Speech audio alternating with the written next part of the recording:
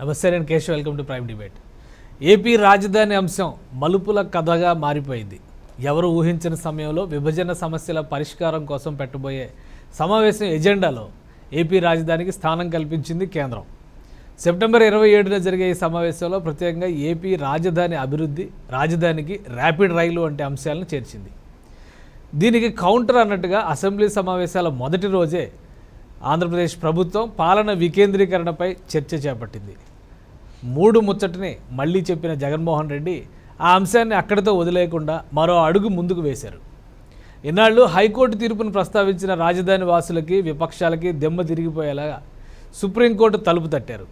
ఏపీలో ఇప్పుడు ఇదే హాట్ టాపిక్గా మారింది. 3 రాజధానులపై సుప్రీంకోర్టుని ఏపీ ప్రభుత్వం ఆశ్రయిస్తోంది. అమరావతి రాజధాని అంటూ హైకోర్టు ఇచ్చిన తీర్పుని సుప్రీంకోర్టులో సవాల్ చేస్తోంది.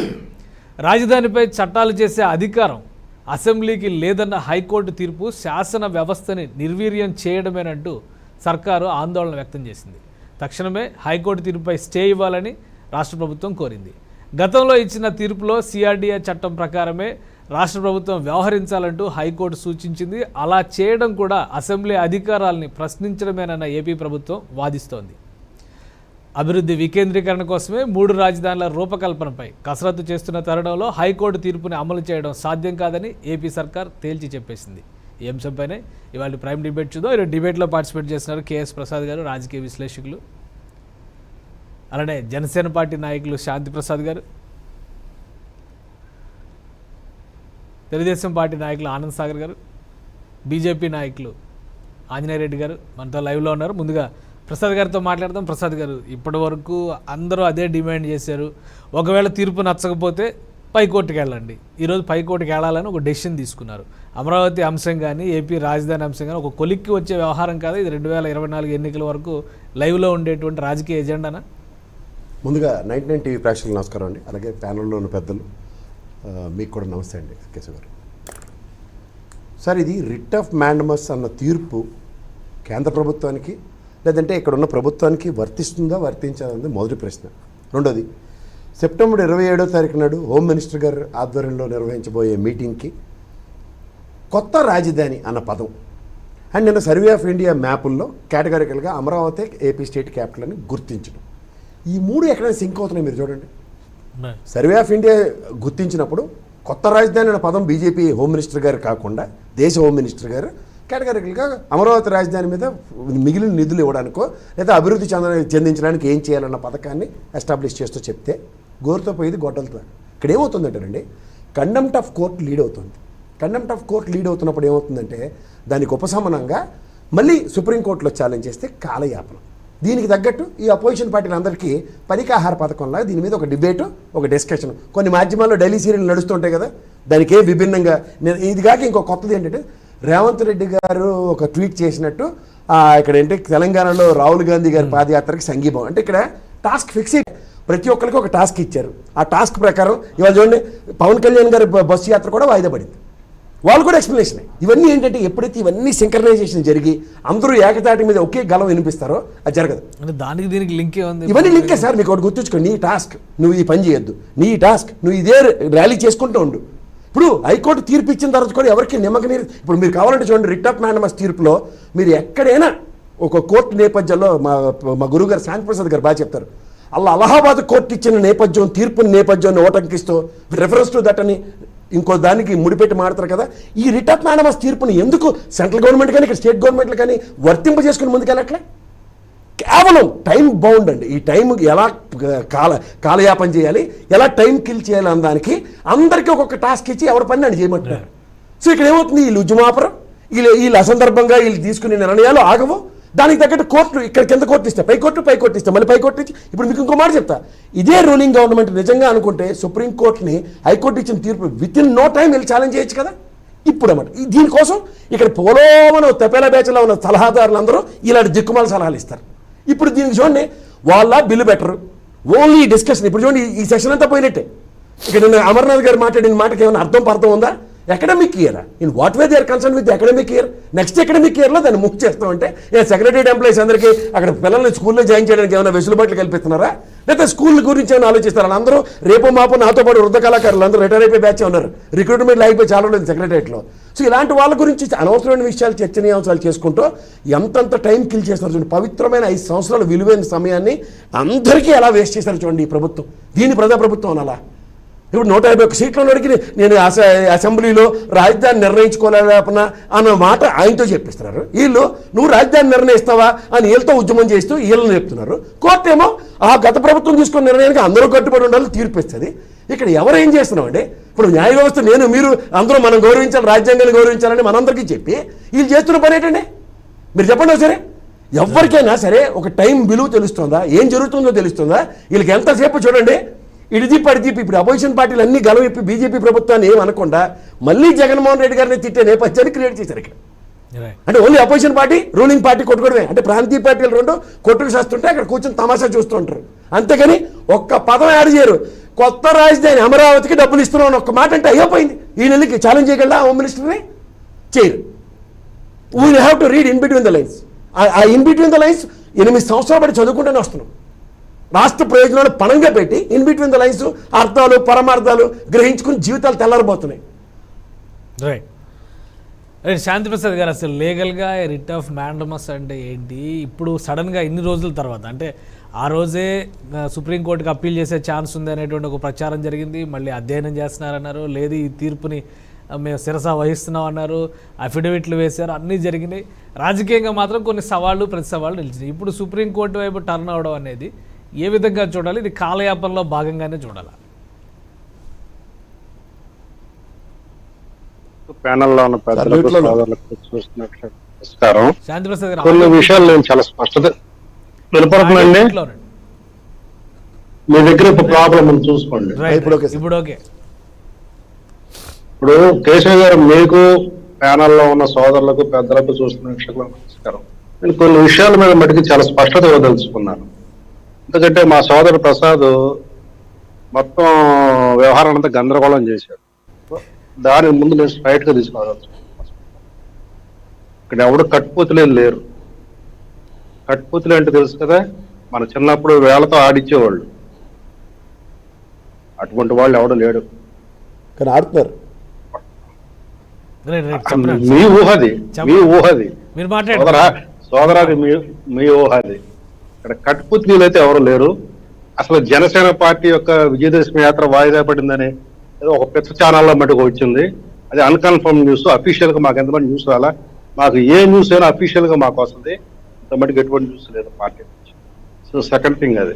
ఇక మూడోది, రిట్ ఆఫ్ మ్యాండమస్ అంటే దాని గురించి ఇప్పుడు నేను దాని ప్రాశస్తం గురించి చెప్పడం మొదలెడితే ఒకటైతే చెప్పదలుచుకున్నాను. ఈ రాష్ట్ర ప్రభుత్వం 17/12/2019 జగన్మోహన్ రెడ్డి గారు నిండు అసెంబ్లీలో ఒక ప్రకటన చేశారు. వారం రోజుల్లో 2 కమిటీలు వస్తున్నాయి, రిపోర్ట్లు. 3 రాజధానులకు అనుకూలంగా, ఒక రాజధాని ఫలానా, ఒక రాజధాని ఫలానా, ఒక రాజధాని ఫలానా ఆయన ప్రకటన కూడా చేశారు. కమిటీ రిపోర్ట్లు రాకుండానే. అది బోస్టన్ కమిటీ ఒకటి, ఏఎన్ రావు కమిటీ. సరే, తర్వాత అనుగుణంగా ఆ రిపోర్ట్లు వచ్చినాయి. ఈయన 17/12 అరెస్ట్ చేస్తే 20వ తారీఖు నాడేమో జిఎన్ రావు కమిటీ ఇచ్చింది. 3/1/20 పిసిజి కమిటీ తన రిపోర్ట్ సబ్మిట్ చేసింది. ఈ రెండింటిని కొదగూర్చి హైపవర్ కమిటీ ఏమో 17/1/20 తన రిపోర్ట్ ఇచ్చేసింది. అటు పుచ్చుకొని ఏం చేశారంటే జనవరి 20/20 వీళ్ళు బిల్లు పాస్ చేశారు. తర్వాత మాస్టర్ ప్లాన్ సవరణ చేస్తూ ఒక కొత్త జోన్ కూడా తీసుకొచ్చారు, R5 అని, RF5 అని. 10/3/20 దాని మీద రిట్లు వరుస శరంపరంగా పడినాయి. తీర్పు 3/3/22 వచ్చింది. దాని మీద టైం బౌండ్తో ఇచ్చారు. అక్కడ హైకోర్టులో ఏం జరిగింది అనేది అందరికీ తెలిసిందే. ప్రధానంగా సిఆర్డిఏ చట్టం మీద హైకోర్టు ఎక్కువ దృష్టి పెట్టి దాన్ని రద్దు చేయడానికి వీల్లేదని చెప్పి వీళ్ళు చేసిన పని ఏంటంటే యాక్ట్ నెంబర్ 27 తీసుకొచ్చి సిఆర్డిఏ చట్టం రద్దు చేశారు. యాక్ట్ నెంబర్ 28 ద్వారా 3 ప్రాంతాల వికేంద్రీకరణ, 3 రాజధానులు అని చెప్పారు.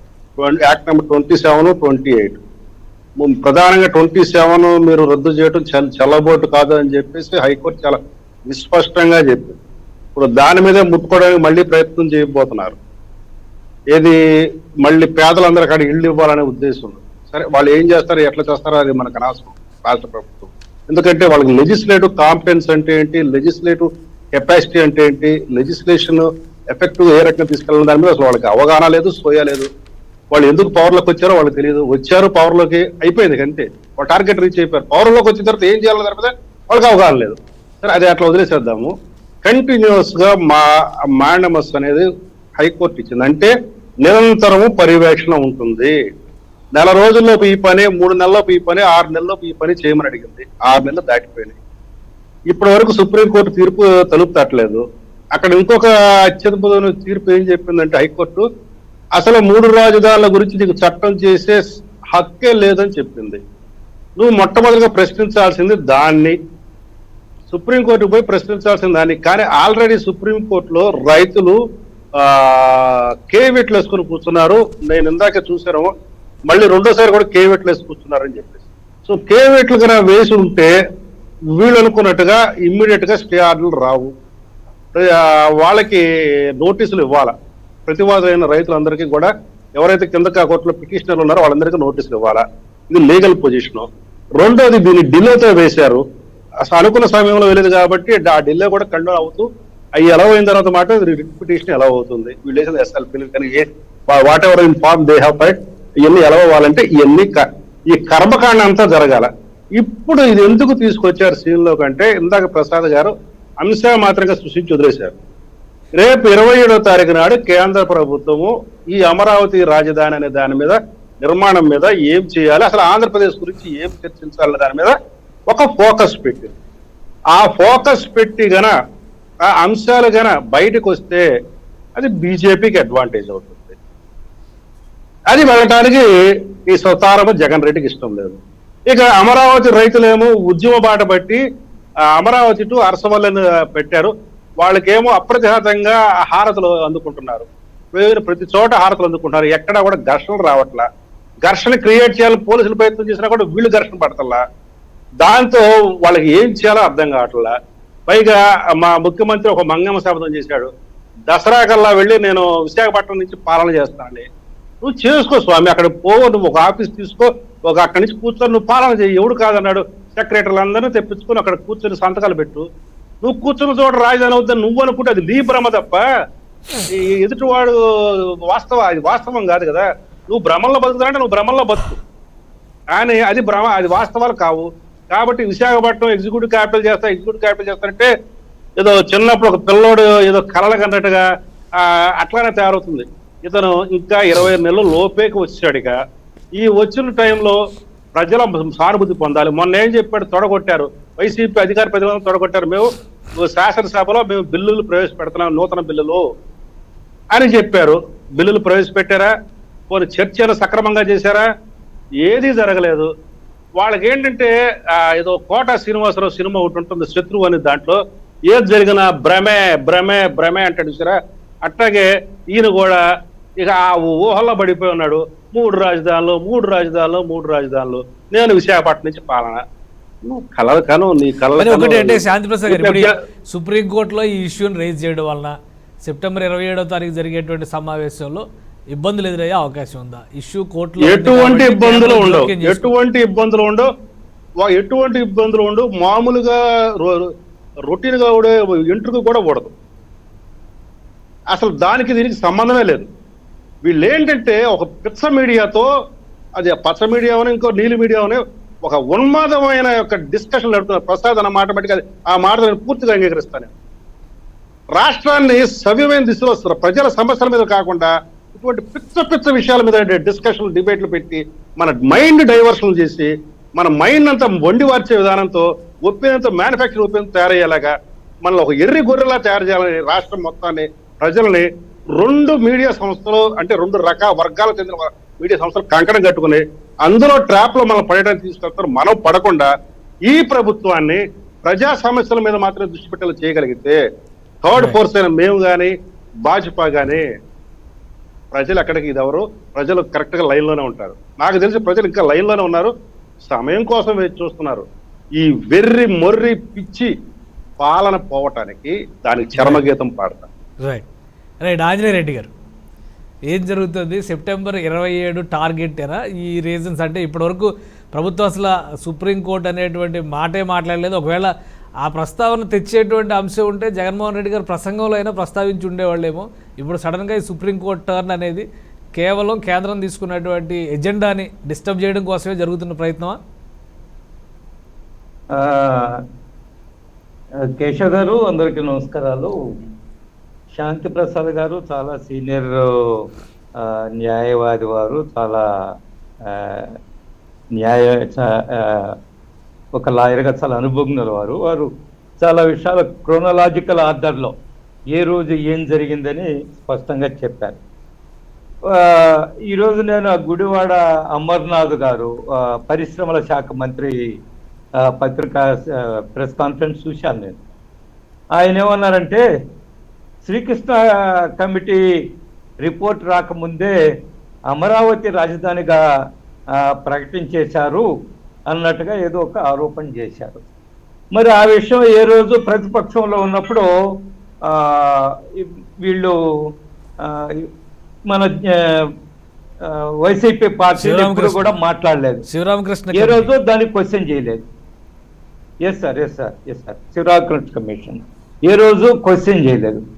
కానీ మనం చూసాం కదా, ముఖ్యమంత్రి గారు ఆ జిఎన్ రావు కమిటీ, బోస్టన్ కమిటీ, ఇంకేదో హై పవర్ కమిటీ, ఈ యొక్క నివేదికలు రాకముందే ముఖ్యమంత్రి గారు స్వయంగా అసెంబ్లీలో ప్రకటన ఏం చేశారంటే 3 రాజధానులు ఉండబోతున్నాయని చెప్పారు. అంటే నివేదిక బయటికి రాకముందే ఈ మన ముఖ్యమంత్రి గారు ఆ నివేదికలను ప్రభావితం చేసే విధంగా, ఆ కమిటీలను ప్రభావితం చేసే విధంగా ఈయన మనసులో ఏదైతే ఉందో అదే కమిటీలు కూడా నివేదికలు ఇవ్వాలనే ఉద్దేశంతో నివేదికలు రాకముందే, నివేదికలు పబ్లిక్ డొమైన్లో లేకముందే, నివేదిక ప్రజలకు తెలియకముందే, నివేదిక రాష్ట్ర ప్రభుత్వం నుండే వాళ్ళు అనేక మందికి తెలియకముందే స్వయంగా ముఖ్యమంత్రి గారు 3 రాజధానులు ఉండబోతున్నాయి అన్నారు. సో వాళ్ళ యొక్క ఇంటెన్షన్ ఏమిటో మనకు స్పష్టంగా అప్పుడే అర్థమైంది.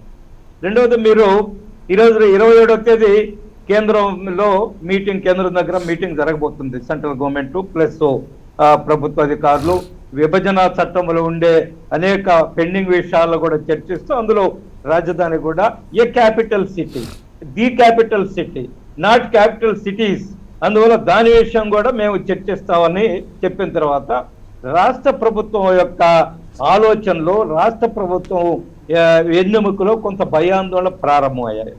రేపు ఆ సమావేశంలో కేంద్రం స్పష్టంగా అమరావతి రాజధాని, దాని విషయం మీరు చర్చించండి, దాని ప్రోగ్రెస్ ఏ విధంగా, దాన్ని ఏ విధంగా మనం ముందుకెళ్ళి తీసుకెళ్లాలని కేంద్ర ప్రభుత్వం చెప్పింది అనుకోండి, ఇంకా అదేదో సామెత చెప్పినట్లు ఆ కుర్చీలో పడ్డ ఎలుకలాగా ఈ ఎలుకలాగా వీళ్ళ వ్యవహారం తయారవుతుంది.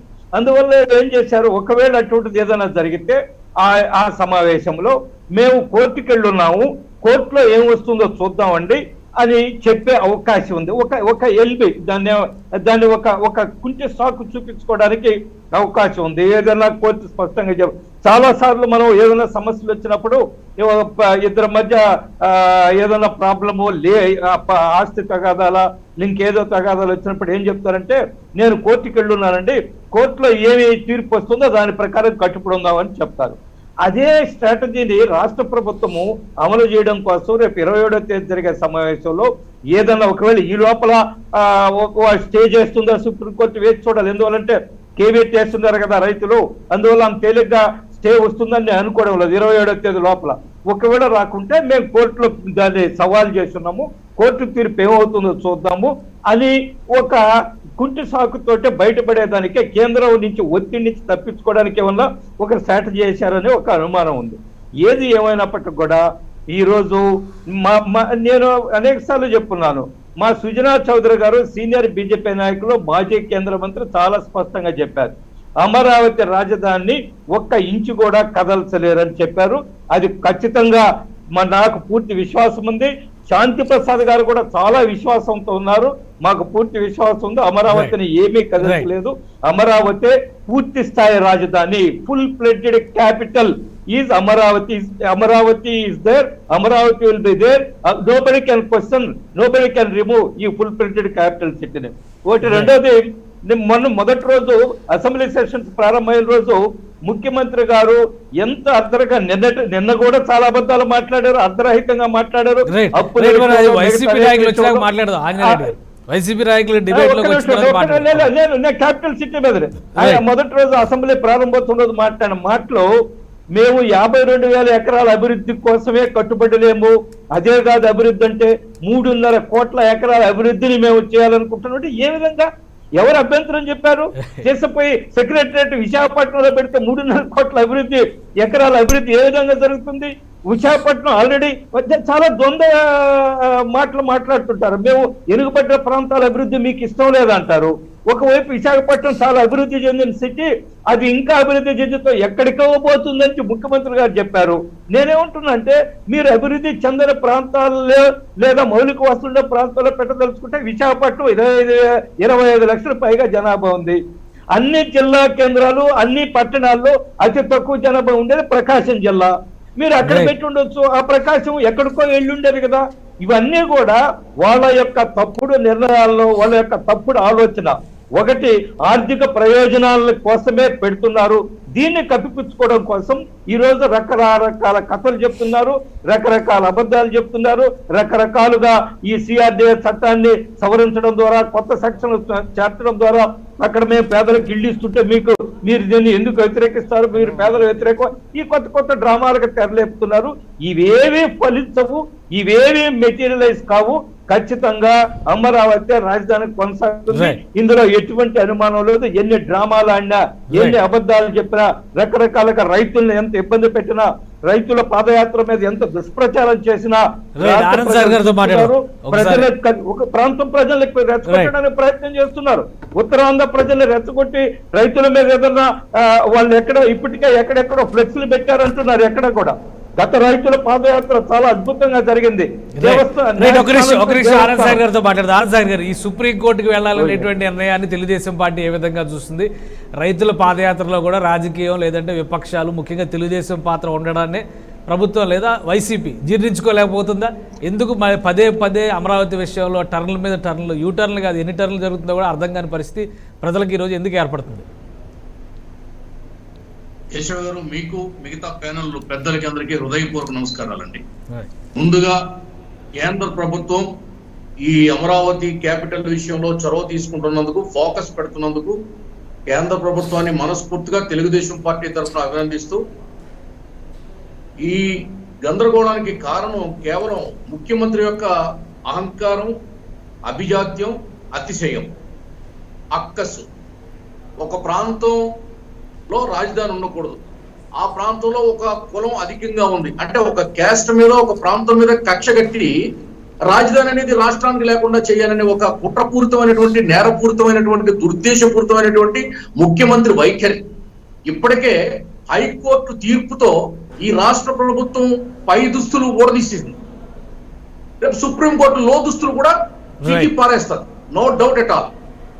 బుద్ధి రావాలి ఇప్పటికైనా ముఖ్యమంత్రికి. 5 కోట్ల మంది ఆంధ్రప్రదేశ్ రాజధాని అమరావతిని ఫిక్స్ అయిపోయారు. దాన్ని ఆయన మార్చడానికి ఆయన తాతతరం కాదు, ఆయన తలలో జేజమ్మతనం కూడా కాదు. అందుకే వాళ్ళ ఎమ్మెల్యేలు, మంత్రులు, ఎంపీలు, సలహాదారులు తందన అంటారు, లేదా వాళ్ళ మీడియా తందన అంటది. ప్రజలనే పరిస్థితి లేదు. ఈవేళ రాష్ట్రాన్ని నిండా అప్పులతో ముంచేసి, సమస్యలతో ముంచేసి, అభివృద్ధి లేకుండా చేసి, బ్రతకడానికి బ్రతుకు తెరువు లేకుండా రాష్ట్రాన్ని కుక్కలు చింపిన విస్తరణగా చేసి, ఈవేళ మళ్ళీ హైకోర్టు ఇచ్చిన ఆర్డర్ను కాదని సుప్రీంకోర్టుకి వెళ్ళడానికి మాకు ఏ విధమైన అభ్యంతరం లేదు. సుప్రీంకోర్టులో మరొక చావు దెబ్బ ఈ ప్రభుత్వం తింటుంది. అప్పటికైనా బుద్ధొచ్చి దమ్ముంటే, మీకేదో బలం ఉందని విర్రవీగుతున్నారు కదా, అసెంబ్లీని రద్దు చేసి ఇదే అంశం మీద ఎన్నికలకు రావాలని తెలుగుదేశం పార్టీ సవాలు చేస్తుంది. ఈ దేశంలో, ఈ ప్రజాస్వామ్య వ్యవస్థలో మీకు కోర్టు అంటే లెక్కలేదు, రాజ్యాంగ వ్యవస్థ అంటే లెక్కలేదు. సరే, ఎన్నికలంటే నమ్మకం ఉన్నదా? దానికైనా సరే సవాల్ చేస్తున్నాం. ఎన్నికలకు రండి, 3 రాజధానుల అంశం పట్టుకుని రండి. ఎందుకంటే గత మేనిఫెస్టోలో 3 రాజధానులు మీరు ప్రస్తావించలేదు, పాదయాత్రలో మీరు ప్రస్తావించలేదు. ఏ సందర్భంలో కూడా మూడు రాజధానులు అనే మాట మీరు మీ నోటి నుండి రాలేదు. అధికారం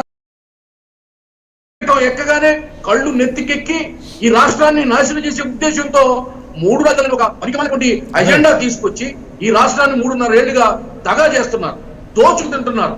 కాబట్టి సవాలు చేస్తున్నాం, మీకేమాత్రం చిత్తశుద్ధి ఉన్నా సుప్రీంకోర్టు తీర్పు ఖచ్చితంగా మీకు వ్యతిరేకంగా వస్తుంది, మీకు చావు దెబ్బ తగులుతుంది. అప్పుడైనా మీ ప్రభుత్వాన్ని రద్దు చేసి ఎన్నికగా రావాలని సవాలు చేస్తుంది తెలుగుదేశం పార్టీ. రైట్ వైసీపీ నాయకులు చంద్రశేఖర్ గారు మనతో లైవ్ లో జాయిన్ అయ్యారు. చంద్రశేఖర్ గారు మాట్లాడే ముందు ఒక షార్ట్ బ్రేక్ తీసుకుందాం. బ్రేక్ తర్వాత చంద్రశేఖర్ గారి రియాక్షన్ చూద్దాం. Keep watching.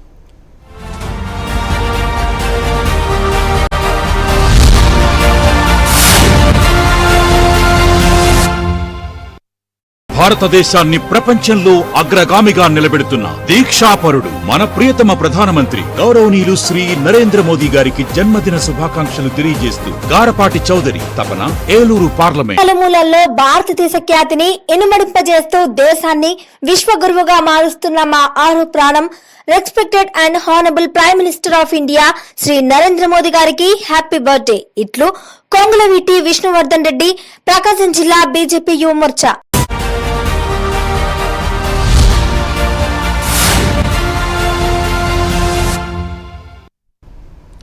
Welcome back. ఇక ఆంధ్రప్రదేశ్ రాజధాని అమరావతి అంశంపైన సుప్రీంకోర్టుకు వెళ్లాలని ఏపీ సర్కార్ నిర్ణయించింది. ఎందుకు ఈ నిర్ణయం తీసుకుంది? ఇప్పటివరకు మిగతా పార్టీల అభిప్రాయం, అలానే విశ్లేషకుల అభిప్రాయం చూసాం.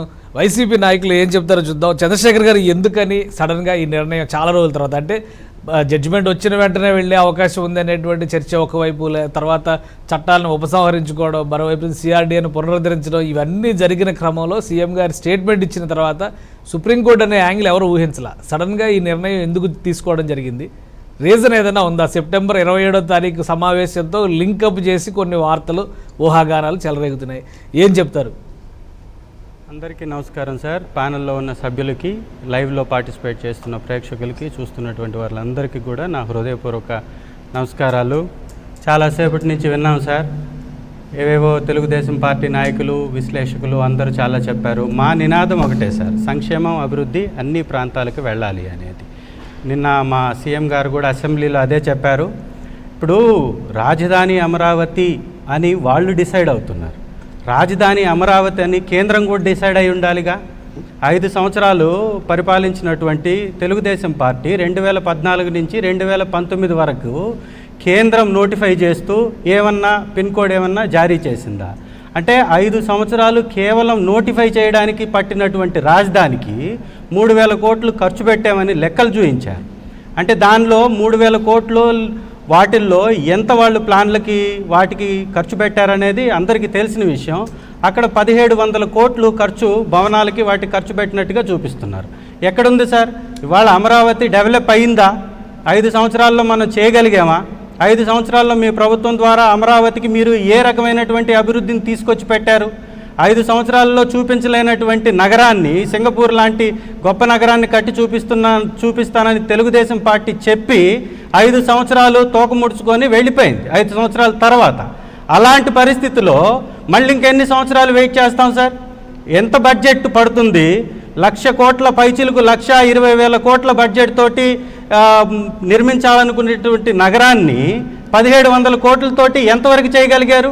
ఇప్పుడు 2014 నుంచి 2022 8 సంవత్సరాల తర్వాత మనం ఉన్నాము. ఈ 8 సంవత్సరాల్లో మొత్తం ఖర్చు పెట్టింది ఎంత? 1,500 కోట్లు మాత్రమే కేంద్రం ఇచ్చింది. సెల్ఫ్ ఫైనాన్స్డ్గా వీళ్ళు చెప్పినటువంటి రాజధాని ఇవాళ అమ్ముకోవడానికి ఎన్ని ఎకరాలు అందుబాటులో ఉంది సార్? ఆల్రెడీ వీళ్ళు ఎంతో దాని మీద బిజినెస్ చేశారు. 5,000 ఎకరాలు అమ్మేస్తే 1,20,000 కోట్లు వస్తాయా? ఏ విధంగా మీరు చెప్తున్నారు ప్రజలకి? ఎందుకు మభ్య పెడుతున్నారు? రాజధాని అనేది ప్రజల యొక్క ఆకాంక్ష, 5 కోట్ల ఆంధ్ర ప్రజల యొక్క ఆకాంక్ష. దాన్ని ఏ 29 గ్రామాలకో మీరు కట్టడి చేసి అక్కడ మీరు అభివృద్ధి అనే పేరుతోటి దోచుకోవాలని, రియల్ ఎస్టేట్ వ్యాపారాలు చేయాలని, మీ సొంత ఎజెండా పెట్టుకొని దాన్ని ప్రభుత్వం మీద రుద్దాలని ప్రయత్నం చేసినప్పుడు ఖచ్చితంగా మీకు వ్యతిరేకంగానే తీర్పులు వస్తాయి. ప్రజలు కూడా మీరు చెప్పారు ఇందాక సార్, టీడీపీ వాళ్ళు మాట్లాడుతూ చెప్పారు ఎలక్షన్స్కి పోవచ్చు కదా, ఎలక్షన్స్ 3 రాజధానుల మీద పోవచ్చు అని. 3 రాజధానులని చెప్పిన తర్వాత పోయిన ఎలక్షన్స్ మీద ఏం జరిగిందో మీరు చూశారు కదా. ఆంధ్ర రాష్ట్రం మొత్తం మీద బై ఎలక్షన్స్లో కానీ, లోకల్ బాడీ ఎలక్షన్స్లో కానీ, కార్పొరేషన్ ఎలక్షన్స్లో కానీ ఏం జరిగిందో చూశారు. ఎన్ని చోట్ల వీళ్ళకి డిపాజిట్లు పోయినాయో చూశారు కదా. అట్లాంటి పరిస్థితిలో వీళ్ళు ఏం చెప్పినా కానీ ప్రజలు నమ్మే పరిస్థితిలో లేరు సార్. రాజధాని అనేది అందరికీ కావాల్సినటువంటి అవసరం. అది మన రాజ్యాంగం ప్రకారం ప్రజలకు వచ్చిన హక్కుల్ని మేము కాపాడడం కోసం, ప్రజా సంక్షేమం కోసం ఖచ్చితంగా సరైనటువంటి నిర్ణయం తీసుకోవడంలో భాగంగానే ఇప్పుడు 3 రాజధానులు అనేటటువంటి నిర్ణయానికి కట్టుబడి ఉన్నాం. మా సీఎం గారు ఖచ్చితంగా నిన్న అసెంబ్లీ సాక్షిగా కూడా చెప్పారు, 3 రాజధానుల్లోనే మన యొక్క ఆంధ్రప్రదేశ్ యొక్క అభివృద్ధి ముందుకు పోతుందని చెప్పేసి మా ప్రగాఢ నమ్మకం సార్. దాని ప్రకారం వెళ్తున్నాం. సుప్రీంకోర్టుకి వెళ్ళడానికి సరైనటువంటి అనుమతులు, ఇబ్బందులు అన్నీ మనం తెచ్చుకోవాల్సినటువంటి అవసరం ఉంది కాబట్టి న్యాయపరమైన సలహాలు ఎవరు ఇస్తారో వాటి ప్రకారం ముందుకు వెళ్తుంది ప్రభుత్వం అనేది. దానిలో పెద్ద ఇదేం లేదు. 27వ తారీఖు జరగబోయే చర్చలో కూడా మనం విభజనలో ఇచ్చినటువంటి హామీల మీద చర్చ జరగబోతుంది. వాటిని సాధించుకునే దిశగా కూడా మా ప్రభుత్వం అడుగులు ముందుకు వేస్తుంది. అనేక రకాలైనటువంటి ఇబ్బందులు ఉన్నాయి, వాటి గురించి మాట్లాడరు వీళ్ళు. మన హైటెక్ సిటీ ఏదన్నా చెప్తే చంద్రబాబు గారు హైటెక్ సిటీ కట్టాము ఇక్కడ హైదరాబాద్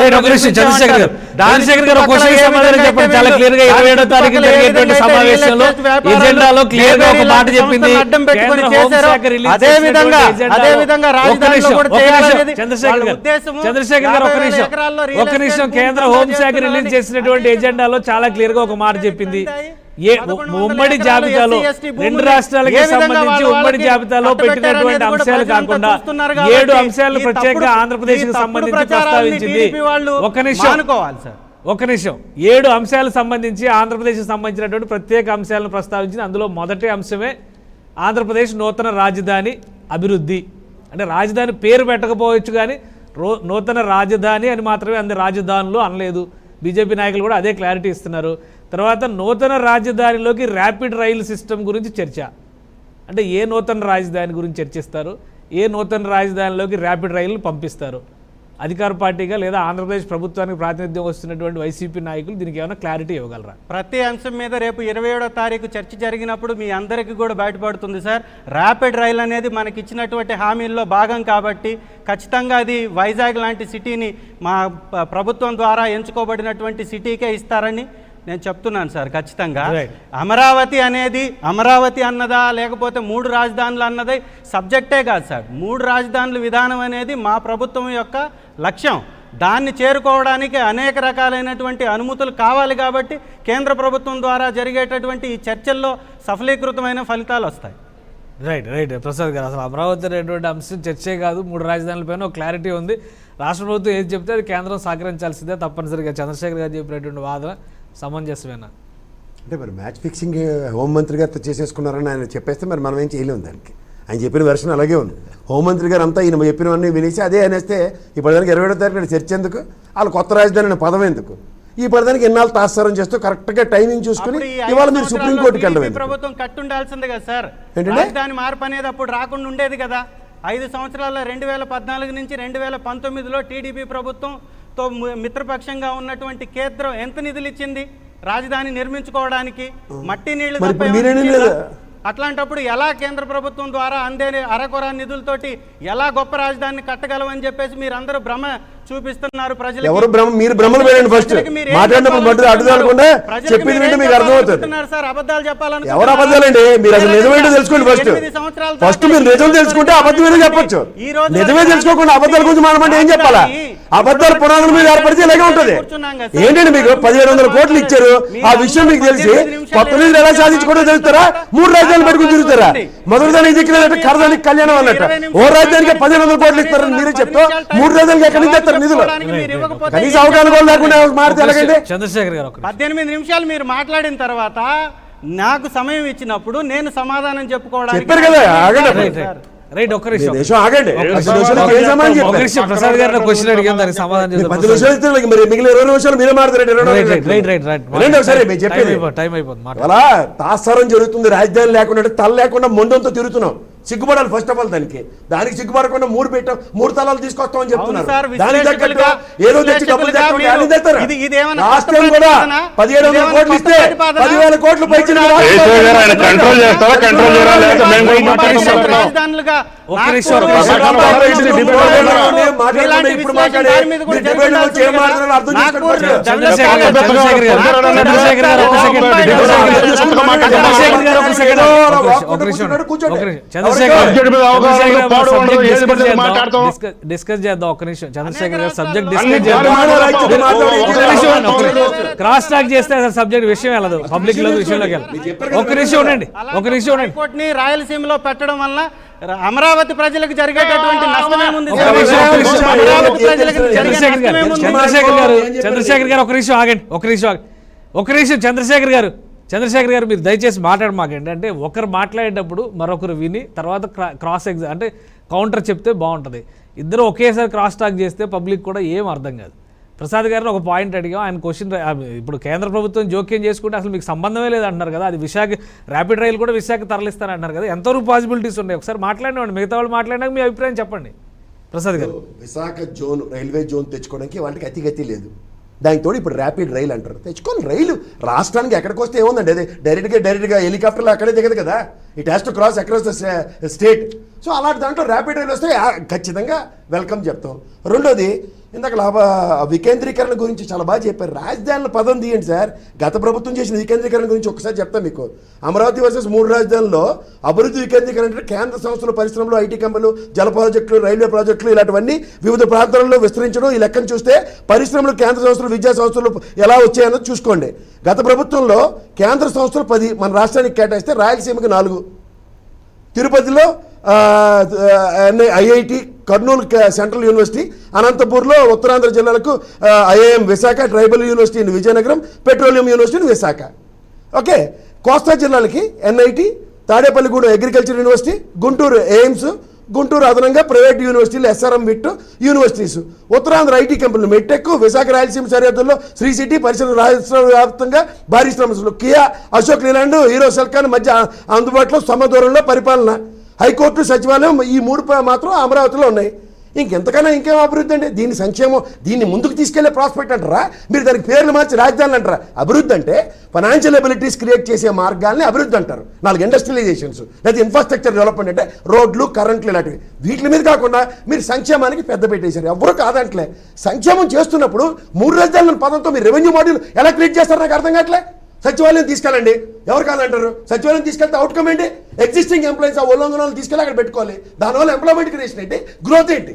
చీఫ్ మినిస్టర్ గారు క్యాంప్ ఆఫీస్ తీసుకెళ్లి వైజాగ్లో పెట్టుకోవచ్చు, నో అప్రహెన్షన్స్, వెళ్ళి పెట్టుకోమనండి. కానీ మీరు హైకోర్టుని తరలించడానికి ప్రొసీజర్ తెలుసు కదా, కొలీజియం సిస్టమ్ కూర్చోవాలి, హైకోర్టు నుంచి సిఫార్సులు వెళ్ళాలి. గత రవిశంకర్ గారి ఆయల్లో హైకోర్టు హైదరాబాద్ నుంచి ఇక్కడ తరలడానికి మన గడ్డి మనం తిన్నాం. ఇన్ని తెలిసి కూడా ఓ మాట, మేము 3 రాజధానులు బాగుంటుంది, హెడ్డింగ్లు పెట్టడానికి బ్రహ్మాండంగా ఉంటుంది కాబట్టి అవగాహన రాజ్యంతో మాడితే ఎవరేం చేయలేరు. ఎస్, పరిపాలన ఈ విధంగా ఉంటుంది, పరిపాలన వికేంద్రీకరణ. మీరు చెప్పిన దాంట్లో డొల్లతనం చెప్పరా? కలెక్టర్ ఆఫీసులు కడుతున్నారు ప్రతి ఏర్పాటు చేసిన 26 జిల్లాలో, ప్రతి ఆఫీసు దాంట్లోనే పెడుతున్నారు. దాని అభివృద్ధి వికేంద్రీకరణ అంటారా, సెంట్రలైజేషన్గా? పరిపాలన సౌలభ్యం కోసం చేసుకునే పనులండి. ఒక ముఖ్యమంత్రి గారు యాక్సెస్లో సెక్రటరియట్ ఎంప్లాయీస్ అందరూ ఉంటే ఏ పనైనా సులువుగా అవుతుంది, మానిటరింగ్ ఈజీగా అవుతుంది. అంతేకాని చీఫ్ మినిస్టర్ గారు క్యాంప్ ఆఫీస్ ఇక్కడ కూర్చుని ఆ మాటకు వస్తే తెలంగాణలో చూస్తున్నాయి కదా, ప్రతి ఒక్కరు ఎలక్టెడ్ చేసేస్తారు ముఖ్యమంత్రి గారిని. ఫామ్ హౌస్లో కూర్చొని ఏం చేస్తారు సెక్రటరియట్ లేకుండా? ఇలాంటివన్నీ తెలిసి ఫోన్ సెక్రటరియట్ని తరలిస్తారు. దానివల్ల there is the process for it. ఏ ఎంప్లాయ్మెంట్లో అమరావతి నుంచి తీసుకొచ్చినప్పుడు ఎవరైనా అడగలేవా? అలాగే అవి ఏవి చెప్పకుండా, కన్సెన్స్ లేకుండా, కన్సర్న్ లేకుండా సిఆర్డీఏ చట్టం అండి పునరుద్ధరించబడింది. ఆ రైతులందరూ మీ ప్రభుత్వానికి భాగస్వాములు. తెలుస్తుందా? ఏం చెప్పారు సుప్రీంకోర్టులో? కనీసం స్టే తెచ్చుకుంటే సక్సెస్. మీకు ఆ స్టేక్ కూడా వెసులుబాట్లేదు. కేవైటీలు ఆల్రెడీ వేసి ఉన్నాయి. ఏం మారుతున్నారు? ఆ 27 తారీఖున మీకు తగ్గట్టు వాళ్ళు కూడా సెంట్రల్ గవర్నమెంట్ వాళ్ళు. ఇక్కడ మీరు గమనించారు లేదో, మీరు తెలుగుదేశం కొట్టుకు సాడు తప్ప పల్లెత్తు మాట ఎవరు బీజేపీని కానీ ఎవరు అనలేరు. ఎందుకంటే వాళ్ళు చెప్తుందంతా ఒకటే, ఒకే ఒక్క రాజధాని. ఏం తెలియదా? ఒక్కొక్క రాజధాని ఏదో డిప్యూటీ హోమ్ మినిస్టర్కి తెలుసు, సర్వే ఆఫ్ ఇండియాలో మ్యాప్లో గుర్తించడం తెలుసు. ఆ పదం చేసి చెప్పలేరా? మీకు ఏంటంటే పిన్ కోడ్ల గురించి మాట్లాడుతున్నారా? నిన్న డిబేట్లు కదండి కేసు గారు, ఎన్ని చెప్పుకుని వచ్చాం అమరావతి పిన్ కోడ్లు? గుంటూరు జిల్లాకి ఒకే పిన్ కోడ్ మొత్తం ఉన్న సచివాలయం ఇక్కడ ఉంది, హైదరాబాద్ హైకోర్టు ఉంది. హైకోర్టు పిన్ కోడ్ ఈ పిన్ కోడ్ ఒకటేనా? ఏదో మాట్లాడి వచ్చాడు. రైట్ రైట్ శాంతి ప్రసాద్ గారు ఈ పిన్ కోడ్ వ్యవహారం ఏంటి? ప్రతిసారి వైసీపీ నాయకులు పిన్ కోడ్ లేదు కాబట్టి అమరావతి అనే నగరమే లేనట్టు పిన్ కోడ్ కేంద్రం నోటిఫై చేసిందా? పిన్ కోడ్ పక్కన పెట్టి కేంద్రం నోటిఫై చేసిందా? అమరావతి కేంద్రం 5 సంవత్సరాల్లో నోటిఫై చేయడానికే పట్టిందా? పడితే ఎన్ని సంవత్సరాలకి నగరం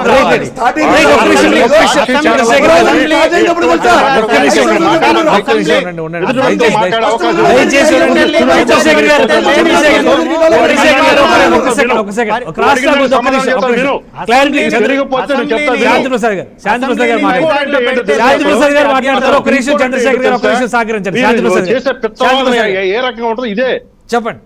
పోస్టల్ ఇండెక్స్ నెంబర్ అది ఒక సెంట్రల్ గవర్నమెంట్ లో ఒక డిపార్ట్మెంట్ తను దేశవ్యాప్తంగా తన యొక్క సర్వీసును విస్తరించి డెలివరీ సిస్టమ్ చేయడానికి తను ఏర్పాటు చేసుకున్న ఒక అంతర్గత ఏర్పాటు అది. దాన్ని పోస్టల్ ఇండెక్స్ నెంబర్ అంటే 6 సంఖ్యలతో ఉంటుంది. అది 8 విభాగాల 8 అంకెలతో ఉంటుంది. అది డిజిట్స్. మొదటి 2 డిజిట్స్ ఒక రాష్ట్రానికి ఇచ్చారు. అట్లాగే మీకు ఇప్పుడే చెప్తాను దాని గురించి. మొదటి డిజిట్ వచ్చి జోన్ చూపిస్తుంది, 2వ డిజిట్ సబ్ జోన్ చూపిస్తుంది, 3వది వచ్చి జిల్లాను చూపిస్తుంది. మిగతా 3 సంఖ్యలు కూడా ఆ పోస్ట్ ఆఫీస్ ప్రాంతాన్ని, ఆ వ్యక్తి యొక్క చిరునామాకి సంబంధించిన ప్రాంతం చూపిస్తాయి. అసలు దానికి రాజధాని నిర్మాణానికి ఏ మాత్రం సంబంధం లేదు. బోడిగుండికి మోకాలికి లింక్ పెడతామంటే ఇదే దిక్కుమాలిన వాదన. పోస్టల్ ఇండెక్స్ నెంబర్కి నేను రాజధానికి సంబంధం పెట్టి హైదరాబాద్ రాజధానిలో ఎన్ని పిన్ కోడ్లు ఉన్నాయి? అసలు అవగాహన ఉందా మీకు? విజయవాడకి ఎన్ని పిన్ కోడ్లు ఉన్నాయి మీకు అవగాహన ఉందా? ఏమీ ఉండదు. ఏదో రాజధానులకు ఎందుకు ఇచ్చారు పిన్ కోడ్? అది కూడా తీసేయమని చెప్పండి. మీకు అవగాహన ఉంది కదా, మీరు కూడా చెప్పండి. తీసేయమని చెప్పండి. మీరు చెప్పినటువంటి సమాధానంలో ఏమైనా అర్థం ఉందా? ఒక రాజధానిని చంద్రశేఖర్ గారు దయచేసి ఒక సెకండ్ ఆగండి. మీరు రిప్లై ఇద్దరు కానీ మీరు జైజ్ చేసినటువంటి క్వశ్చన్ కి ఆయన సమాధానం చెప్తున్నారు. మీరు రిప్లై ఇద్దరు కానీ డెఫినెట్ గా. ఒక సెకండ్ శాంతి ప్రసాద్ గారు. ఏమయ్యా నీకు తెలిస్తే మాట్లాడు, లేకపోతే అన్ని నవరంతాలు మూసుకొని కూర్చో. రైట్ ఒక్క నిమిషం శాంతి ప్రసాద్ గారు, మనం హుందాగా మాట్లాడుకుందాం ప్లీజ్. దయచేసి సబ్జెక్ట్ వాదనతో. రైట్. ఇక అమరావతికి కేంద్ర గెజిట్ నోటిఫికేషన్ ఉందని అడిగాడు. ఇది వ్యాలిడ్ క్వశ్చన్. దీనికి సమాధానం కావాలి. ఇప్పుడు ఎందుకు సమాధానం కావాలంటే అది జరిగితే హైదరాబాద్ వదిలేసేసి మనం అమరావతిని పర్మనెంట్ రాజధాని చేసుకుంటాం. ఇక్కడ జరిగింది ఏంటి? మనకి విభజన చట్టం ప్రకారం 10 సంవత్సరాలు హైదరాబాద్ ని ఉమ్మడి రాజధానిగా ఇచ్చింది. ఈ లోపు ట్రాన్సిట్ క్యాపిటల్ మనం ఏర్పాటు చేసుకోవాలా? ట్రాన్సిట్ క్యాపిటల్ ఏర్పాటు చేసుకోవడానికి అంటే క్యాపిటల్ అనేది 1 రోజుతో రాదు. నువ్వు డిక్లేర్ చేసేసే కానీ ఎమ్మటే భవనాలు రావు. ఇంద్రజాలం కాదు ఇది. కాబట్టి ఏంటంటే రాజధాని నిర్మాణం చేసుకుంటూ అక్కడ మనం ఆ సౌలభ్యాలు అనుభవిస్తూ ఈ 10 సంవత్సరాలు ముగిసే లోపు అక్కడ నిర్మాణాలు పూర్తి చేసేసి హైదరాబాద్ మీద హక్కులు ఎదుర్కొంటే మనకి ఇక్కడ సెంట్రల్ గవర్నమెంట్ గెజిట్ నోటిఫికేషన్ ఇస్తూ అమరావతిని గుర్తిస్తూ ఎందుకు చంద్రబాబు నాయుడు చేయలేదని ఈ పెద్ద మనిషి ప్రశ్నిస్తున్నాడు. Valid question. దానికి నేను సమాధానం చెప్తా వినండి. ఒక రాష్ట్రానికి 2 రాజధానులు ఉండవు. కాశ్మీరు అది చరిత్ర. ఇప్పుడు లేదు. కాశ్మీర్కి 2 రాజధానులు లేవే. అక్కడ కూడా ఒకటే రాష్ట్రం ఏర్పడుతుంది. ఇప్పుడు మీకు స్పష్టత ఎందుకు ఇస్తున్నానంటే హైదరాబాదు రాజధానిగా విభజన చట్టం ప్రకారము లీగల్ గా ఉన్నది. ఇంకా అమరావతి గుర్తించబోతున్న రాజధాని నగరము, నిర్మాణంలో ఉన్న రాజధాని నగరము. కాబట్టి దానికి ఇప్పుడు గెజిట్ నోటిఫికేషన్ ఇస్తే హైదరాబాద్ మేము హక్కులు ఎదుర్కోవాలి. పోనీ జగన్ రెడ్డికి దమ్ముందా? హైదరాబాద్ మేము హక్కులు ఎదుర్కొంటున్నాము, మేము అమరావతిని తీసుకోవడం లేదా విశాఖపట్నం తీసుకోవడానికి నోటిఫికేషన్ సెంట్రల్ గవర్నమెంట్ చేసి దమ్ముందా? చేయించి చూస్తాను నేను. ఎందుకు గాలి మాటలు మాట్లాడతారు? అది లీగల్ ప్రాసెస్. దానికి ఈ యొక్క 3 రాజధానులు దానికి ఏమాత్రము సంబంధం లేదు. Capital is in transit. ఇప్పుడు ఆ చంద్రబాబు నాయుడు తాత్కాలిక భవనాలని తెలియక మాట్లాడిన మాటకి వీళ్ళు దాన్ని పట్టుకొని ఏలాడుతున్నారు. మరి ఆ తాత్కాలిక భవనం అనుకున్న దాంట్లోనే కూర్చొని పాలన చేస్తున్నావు. ఆ తాత్కాలిక సెక్రటరీ కూర్చొని పాలన చేస్తున్నావు. నువ్వేనా ఎక్కడి నుంచి ఊడిపడ్డట్టు చేస్తున్నావా? ఏమీ లేదు. నువ్వు విశాఖపట్నం కాదు, నువ్వు ఢిల్లీలో కూర్చొని పాలన చేయి. ఎవడు కాదండు. ఆంధ్ర రాష్ట్ర ముఖ్యమంత్రిగా భారతదేశంలో ఎక్కడ కూర్చొని నీకు పాలన చేసే అధికారం ఉంది. భారతదేశ సరిహద్దులు దాటితే మటుకి నువ్వు ఎవడికోడక ఆ ముఖ్యమంత్రి బాధ్యతలు అప్పచెప్పి తప్ప నువ్వు చేయడానికి వీల్లేదు. ఇది పద్ధతులు, ప్రొసీజరు, రాజ్యాంగము, చట్టాలు, నిబంధనలు. ఈ కూడా తెలియకుండా వచ్చి డిబేట్ లోకి వచ్చి మాట్లాడబాకండి దయచేసి. రైట్ రైట్ మీరు 3 రాజధానులు అనేది నేను చెప్తున్నా, ఛాలెంజ్ చేస్తున్నాను. మీ వల్ల కాదు, మీ చేత కాదు, Right. అందుకనే ఈ ఏడుపులను నేను. రైట్. చంద్రశేఖర్ గారు క్లారిటీ ఇస్తారా దీని మీద? ఈ పిన్ కోడ్ కు సంబంధించి కానీ లేదా గెజిట్ నోటిఫికేషన్ ఎందుకు ఇవ్వలేదనే దానికి కానీ శాంతి ప్రసాద్ గారు ఇచ్చినటువంటి వివరణ క్లియర్ గా ఉందా?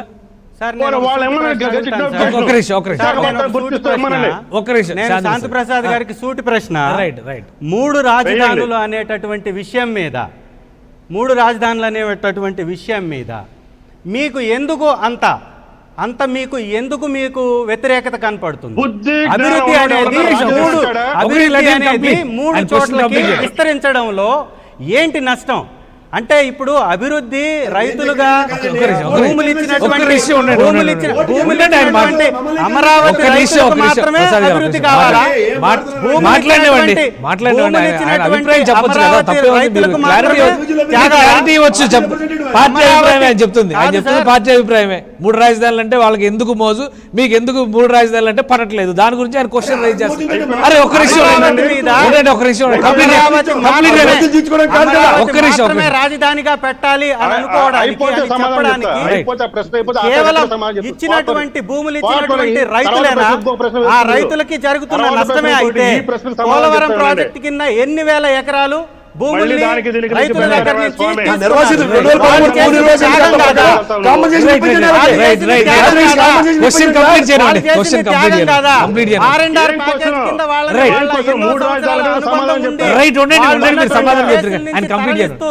లక్షల కుటుంబాలని ఆ ప్లేసుల నుంచి తరలిస్తున్నప్పుడు అప్పుడు రాష్ట్ర ప్రజలందరికీ వాళ్ళ మీద మమకారం లేదా? ఒక జాతీయ ప్రాజెక్టులు కడుతున్నప్పుడు వేల ఎకరాలు ఇచ్చినటువంటి కుటుంబాలు రోడ్డును పడి వాళ్ళకి ఉన్న అనుబంధాలను వదిలేసుకొని ఎక్కడికో వాళ్ళు ఇవాళ ఉన్నటువంటి ప్లేస్ కాకుండా వేరే చోట్లకి వెళ్ళిపోయి వాళ్ళ జీవనం సాగించాల్సినటువంటి పరిస్థితి ఉన్నప్పుడు వాళ్ళ మీద లేనటువంటి జాలి ఈ జనాలకి శాంతి ప్రసాద్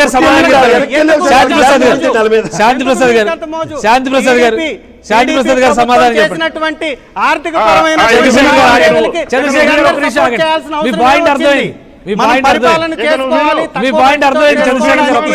మనం ఎంచుకున్నటువంటి మార్గం విశాఖ నగరాన్ని వాయు మార్గం ద్వారా, రోడ్డు మార్గం ద్వారా, జల మార్గం ద్వారా అనేక ఏరియాలకి కనెక్టివిటీ ఉంది కాబట్టి చంద్రశేఖర్ గారు ఒక సెకండ్ మీరు రైజ్ చేసిన పాయింట్ అర్థమైంది. ఒక్క నిమిషం చంద్రశేఖర్ గారు ఒక్క సెకండ్. శాంతి ప్రసాద్ గారు ఏం సమాధానం చెప్తారు? 3 రాజధానులు ఎందుకు అంత బలంగా వ్యతిరేకిస్తున్నారు? అలాగే పోలవరం అనే జాతీయ ప్రాజెక్టు కోసం నిర్వాసితులైనటువంటి జనం పైన లేనటువంటి సానుభూతి అమరావతి రైతుల పైన మాత్రం ఎందుకు? అక్కడ రాజకీయం ఉందనేది వైసీపీ అభిప్రాయం. ఏం క్లారిటీ ఇవ్వచ్చు? చాలా చక్కగా అడిగాడు, దానికి సమాధానం చెప్తారు. 3 రాజధానులు అనే పేరు మీకు ముద్దు. నేను అడుగుతున్నా ఇప్పుడు రాయలసీమ రాష్ట్రము, కోస్తా రాష్ట్రము, ఉత్తరాంధ్ర రాష్ట్రం అని పేర్లు పెడతావు నువ్వు? 3కి 3 సీఎంలు పెడతావా నువ్వు? ఏమాటారు? మీకు ముద్దు రాజధాని పెట్టుకోండి. నేను అడిగిన క్వశ్చన్ సమాధానం చెప్పండి. మాటలు ఊపుదంపుడు ఉపన్యాసాలు ఇవ్వద్దు. చెప్పండి సమాధానం. చెప్పండి. ప్రభుత్వం మీద బురద చల్లడం మీ పని. మీరు సమాధానం చెప్పండి. ఎన్నో ఎకరాలు వెలిగొండ ప్రాజెక్టు కింద కోల్పోయిన రైతులకు మీరేం చెప్తున్నారు?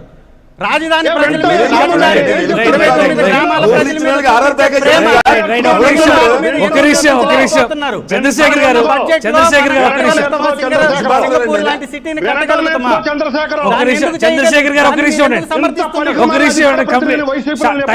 టైం అయిపోతుంది. శాంతి ప్రసాద్ గారు టైం అయిపోతుంది. క్లియర్ గా 1 minute లో దానికి ఆన్సర్ చెప్పండి. ఎందుకు ఆ రెండింటికి లింక్ పెట్టకూడదు గురించి మాట్లాడుతున్న ఈ పెద్దలు పోతిరెడ్డి పాడు గురించి ఎందుకు మాట్లాడరు? ఖచ్చితంగా మాట్లాడతాం. చంద్రశేఖర్ గారు జలయజ్ఞం అనేది చంద్రశేఖర్ గారు క్వశ్చన్ రైజ్ చేశారు, ఆన్సర్ చెప్పనివ్వండి. ఒక నిమిషంలో క్లోజ్ చేద్దాం, మనం టైం అయిపోతుంది. రాయలసీమలో దెబ్బతిన్న అన్నమయ్య ప్రాజెక్టు గురించి ఎందుకు మాట్లాడు? మిగతా ప్రాజెక్టు గాలేరు అందరినీ వాటి పూర్తి గురించి ఎందుకు మాట్లాడు? ఊకే పోలవరం అని చెప్పి ఊకే పిచ్చ మాటలు మాట్లాడుతుంటే రాయలసీమ ప్రాజెక్టులు 100 కోట్లు, 150 కోట్లు, 200 కోట్లు పెడితే పూర్తయ్యే ప్రాజెక్టులు రాజశేఖర రెడ్డి దాదాపు 90% పూర్తి చేసిన ప్రాజెక్టులు ఉన్నాయి. నువ్వు వెళ్ళవు పూర్తి చేయవు, నువ్వు పొడుగ్గా నీ బాధ్యతగా పూర్తి చేసి రాయలసీమ వాసుల యొక్క ఆ అన్నార్తులు ఎందుకు తీర్చు, ఆ దాహార్తులు ఎందుకు తీర్చు? ఆ కబుర్లు చెప్పు. హైకోర్టు ఇస్తావా? వాళ్ళకి కావాల్సింది నీళ్ళయ్యా, వాళ్ళకి కావాల్సింది ఉద్యోగాలు వాళ్ళ పిల్లలకి, అవి ఇవ్వు. రాయలసీమ ప్రజల యొక్క మనోభావాలు మీకు సంబంధం లేదా? రాయలసీమ చంద్రశేఖర్ గారు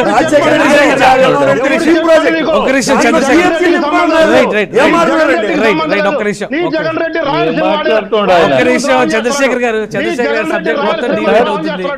చంద్రశేఖర్ గారు సబ్జెక్ట్ మొత్తం డివేట్ అవుతుంది. దయచేసి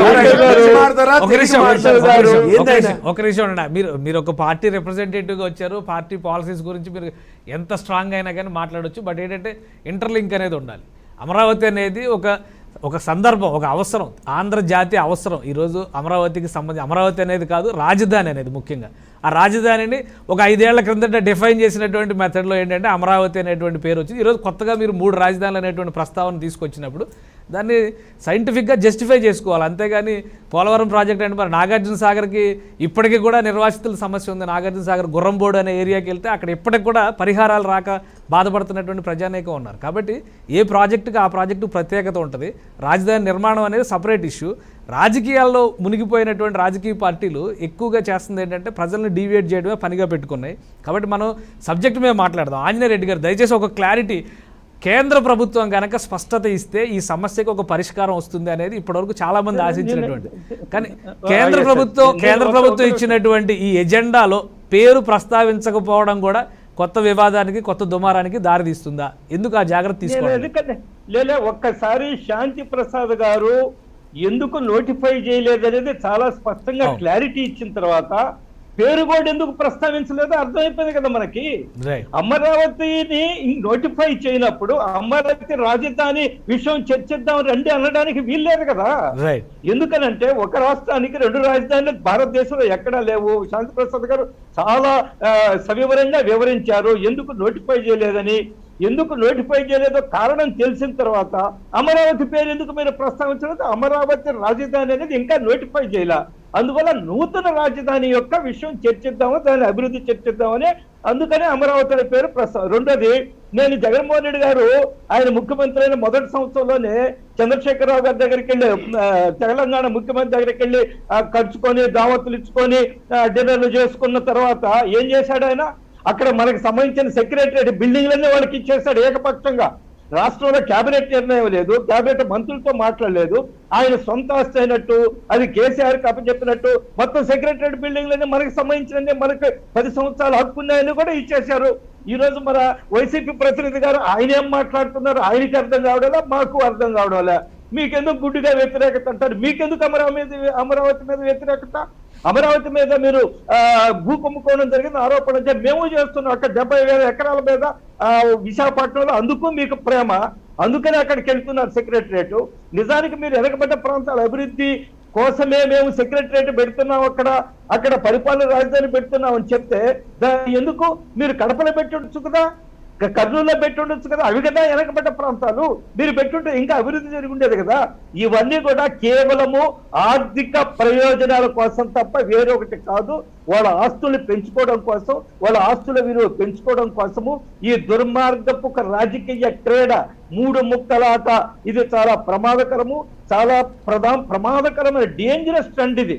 రేపు జగన్మోహన్ రెడ్డికి శాశ్వతంగా ముఖ్యమంత్రి ఉంటారా? వచ్చే ఇంకొక ముఖ్యమంత్రి వస్తారు నెక్స్ట్ 24 తర్వాత. ఆయన ఇష్టం వచ్చినట్టుగా నేను ఒప్పుకోని కేసుపై మా ఊరి దగ్గర సంఘం దగ్గర పెడతానంటే కుదురుతుందండి ఇది? దానికి ఒక వ్యవస్థ ఉంటుంది. భారతదేశంలో ఇప్పటి వరకు ప్రభుత్వాలు మారిన తర్వాత రాజధానులు మారలేదు. ఏ రాష్ట్రానికి 2 రాజధానులు లేవు. ఏ రాష్ట్ర ప్రభుత్వం మారిన తర్వాత, ముఖ్యమంత్రులు మారిన తర్వాత రాజధానులు మారలేదు. ఆంధ్రప్రదేశ్లో ఎందుకు జరుగుతుందంటే కేవలం ధన రాజకీయాలు, ఆర్థిక ప్రయోజనాలు, దుర్మార్గ ఆలోచన, అభివృద్ధి పట్ల చిత్తశుద్ధి లేకపోవడము, ఈ కారణాల వల్ల ఈ రోజు ఈ సమస్యలు ఎదుర్కొంటున్నాం. శాంతి ప్రసాద్ గారు స్పష్టంగా చెప్పారు, నేను స్పష్టంగా చెప్తున్నాను, అమరావతి రాజధానిని ఎవరు మార్చలేరు. మార్చే శక్తి, హక్కు ఎవరికి లేదు. ఖచ్చితంగా రేపు సుప్రీంకోర్టులో కూడా ఖచ్చితంగా మనం అనేక సార్లు చెప్పాము, మీ చర్చల్లో పాల్గొంటూ ఎందుకు సుప్రీంకోర్టుకి వెళ్ళడం లేదని, ఎందుకు ఇన్ని రోజులు వాళ్ళు కలయాపన చేశారండి? కారణం ఏంటంటే వాళ్ళ యొక్క అల్టీరియర్ మోటివ్స్ వేరే ఉన్నాయి, వాళ్ళ ఆలోచనలు వేరే ఉన్నాయి. ఎప్పుడైతే 27వ తేదీ ఈ విభజన సమస్యల పైన రాజధాని పైన చర్చిద్దామని చెప్పిన వెంటనే ఈరోజు సుప్రీంకోర్టుకి వెళ్తున్నారు. కారణం ఏమిటంటే వాళ్ళకు ఒక వెన్నులో భయం పట్టుకున్నది, వణుకు పట్టుకున్నది కేంద్రం ఏం చేస్తుందని. అందువల్ల స్ట్రాటజీగా సుప్రీంకోర్టుకి వెళ్ళి కేంద్రాన్ని ఆపడం కోసము, కేంద్రం యొక్క వేసే అక్షంతలు తప్పించుకోవడం కోసము ఈ ప్రయత్నం చేస్తున్నారు. అమరావతిగానే ఉంటుంది, అదే ఫుల్ ప్లేటెడ్ పూర్తి స్థాయి రాజధానిగా కొనసాగుతుంది. రైట్. చంద్రశేఖర్ గారు ఏం సమాధానం చెప్తారు? సుప్రీంకోర్టుకి వెళ్ళడం వెనకాల ఇప్పుడు ఈ టైంలో ఎందుకంటే ఒక క్లారిటీ ఇవ్వాల్సినటువంటి అవసరం ఉంది. ఆల్రెడీ ముఖ్యమంత్రి గారు అసెంబ్లీలో మాట్లాడిన సందర్భంలో కూడా ఫర్దర్గా ఎస్కలేట్ చేసేటువంటి విషయాన్ని ఎక్కడా ప్రస్తావించలేదు. ఆయన 3 రాజధానులు మాకు ఇష్టం అనేటువంటి ప్రతిపాదన మాత్రమే చెప్పారు, దాని మీదే కట్టుబడి ఉన్నాం అనేటువంటి ఒక మాట చెప్పారు. కాబట్టి నెక్స్ట్ లెవెల్కి అపెక్స్ కోర్టుకి వెళ్తారు అనేటువంటి క్లారిటీ ఎవరు ఊహించలే. సడన్గా ఇప్పుడు ఈ మెసేజ్లు కానీ ఈ వివరాలు కానీ ఎందుకు బయటకు వచ్చాయి? సుప్రీంకోర్టులో ఆల్రెడీ దాఖలు చేసినటువంటి పరిస్థితి ఉందా, లేదా రీజన్స్ ఏంటి? సార్, ముందుగా నేను ముందే చెప్పాను, మేము అభివృద్ధి వికేంద్రీకరణ అనేదే మా యొక్క నినాదం, మా యొక్క మార్గం. దానిలో భాగంగా హైకోర్టులో ఆల్రెడీ ఒక జడ్జిమెంట్, సిఆర్డిఏ చట్టం 3 రాజధానుల చట్టం బిల్లుని ఉపసంహరించుకున్న తర్వాత వచ్చినటువంటి జడ్జిమెంట్ ఉంది. కాబట్టి హైకోర్టుకి ఆ జడ్జిమెంట్ ఉన్నప్పుడు హైకోర్టుకి దాన్ని ప్రశ్నించడానికి, పర్మిషన్స్ తెచ్చుకోవడానికి టెక్నికల్గా ఖచ్చితంగా సుప్రీంకోర్టుని ఆశ్రయించడం అనేది ప్రభుత్వం యొక్క హక్కు. దానిలో తప్పే ఉంది? హైకోర్టు సార్ అంటూ అన్నారు, 3 రాజధానులు ఏ రాష్ట్రంలో లేదు అంటారు. కేరళలో త్రివేంద్రం రాజధాని అయితే త్రివేంద్రం రాజధాని. చంద్రశేఖర్ గారు దయచేసి ఒక్క నిమిషం, మనం రాజకీయ ప్రసంగాలు చేయట్లేదు, ఓ ఫ్రూట్ఫుల్ డిస్కషన్ చేస్తున్నాం. ఒకటి ఏంటంటే ఈ త్రివేంద్రం ఉదాహరణలో లక్నో, అలహాబాద్ బోర్డులు ఇవన్నీ చూసి ఆల్రెడీ చాలా రోజులు డిస్కస్ చేస్తున్నాం. ఒక క్లియర్ కట్ చంద్రబాబు నాయుడు ఒక నిమిషం చంద్రబాబు నాయుడు కూడా అన్అఫీషియల్ గా 3 రాజధానులు అమలు చేశారు. వైజాగ్ని ఫైనాన్స్ క్యాపిటల్ అని చెప్పి అన్నారు, మ్యానుఫ్యాక్చరింగ్ క్యాపిటల్ అని చెప్పి రాయలసీమ ప్రాంతాన్ని ఇది చేశారు, అమరావతిని అడ్మినిస్ట్రేటివ్ క్యాపిటల్ అని చెప్పారు. ఒక పేర్లు మాత్రమే పెట్టలేదు. ఈ రోజు మీరు పేర్లు పెట్టి ఒక గజిబిజి గందరగోళం తీసుకొచ్చారు. చట్టపరంగా లేనటువంటి వ్యతిరేకత ఇప్పుడు ఎందుకు సార్? ఒక నిమిషం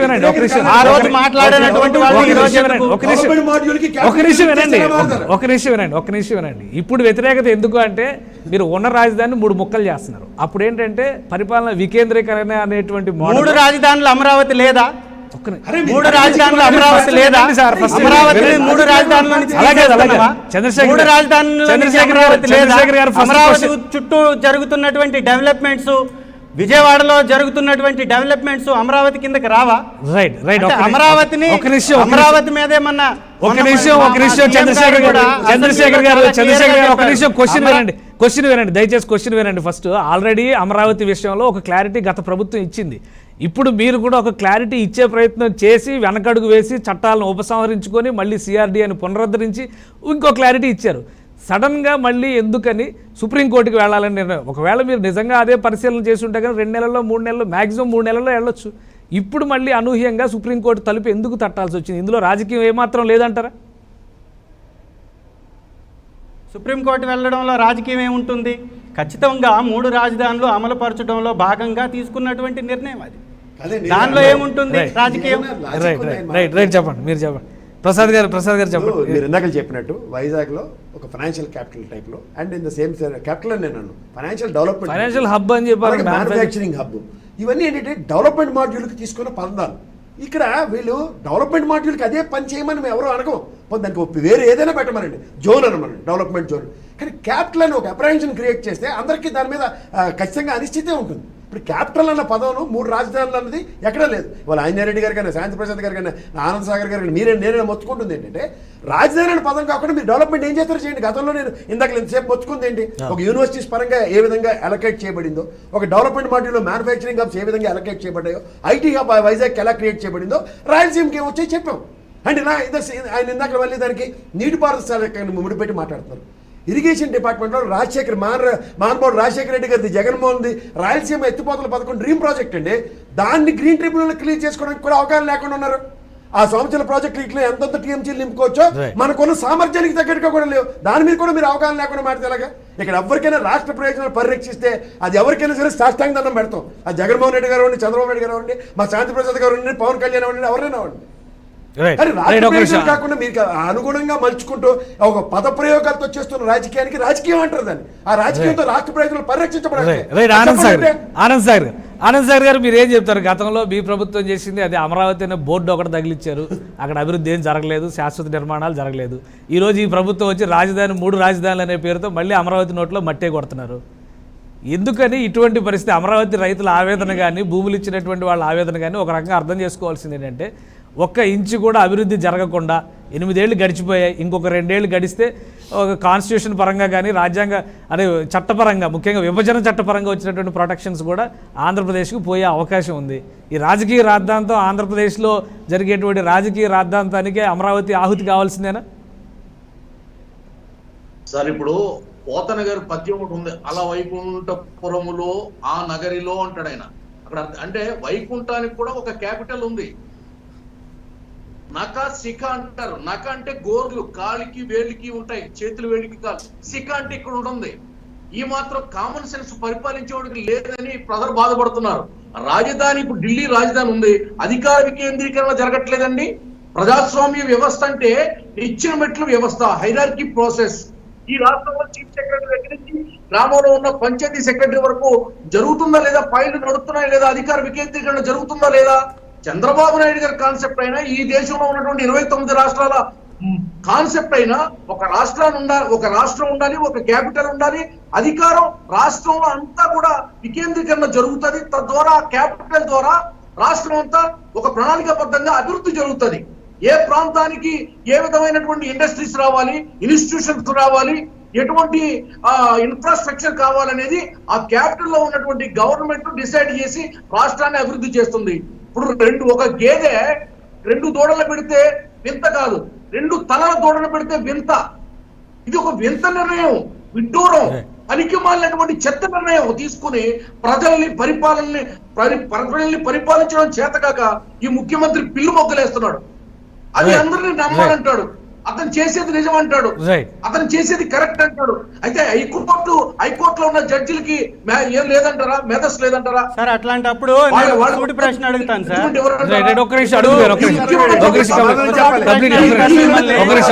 13 జిల్లాలుగా ఉన్నటువంటి జిల్లాలని 26 జిల్లాలుగా ఎందుకు చేశారు సార్? ఎందుకు చేశారు? వికేంద్రీకరణ అనేది చంద్రశేఖర్ గారు అడుగురు కానీ ఒక్క సెకండ్. సెంట్రల్ ఏసీ కిటికీలు ఉంటాయా? మీ ఇప్పుడు సెంట్రల్ ఏసీ థియేటర్ కి కిటికీలు ఉంటాయా? కామన్ సెన్స్ లేదు. ఈ మంత్రులు ఏం మాట్లాడుతున్నారో అలాగే కిటికీలు లేవనే బొక్కన మాటలు లాంటివే 3 రాజధానులనే ఒక పనికి మాలినటువంటి నిర్ణయం. దాన్ని పూర్తిగా ప్రతి తెలుగు గుండె వ్యతిరేకిస్తుంది. రైట్ చంద్రశేఖర్ గారు చంద్రశేఖర్ గారు మీ క్వశ్చన్ ఏంటి అడగండి. చంద్రశేఖర్ గారు మీ క్వశ్చన్ అడగండి. కాదండి, వైఎస్ఆర్సీపీ అధికార ప్రతినిధి ఆయనేమో సమాధానం స్వాగతించాలా?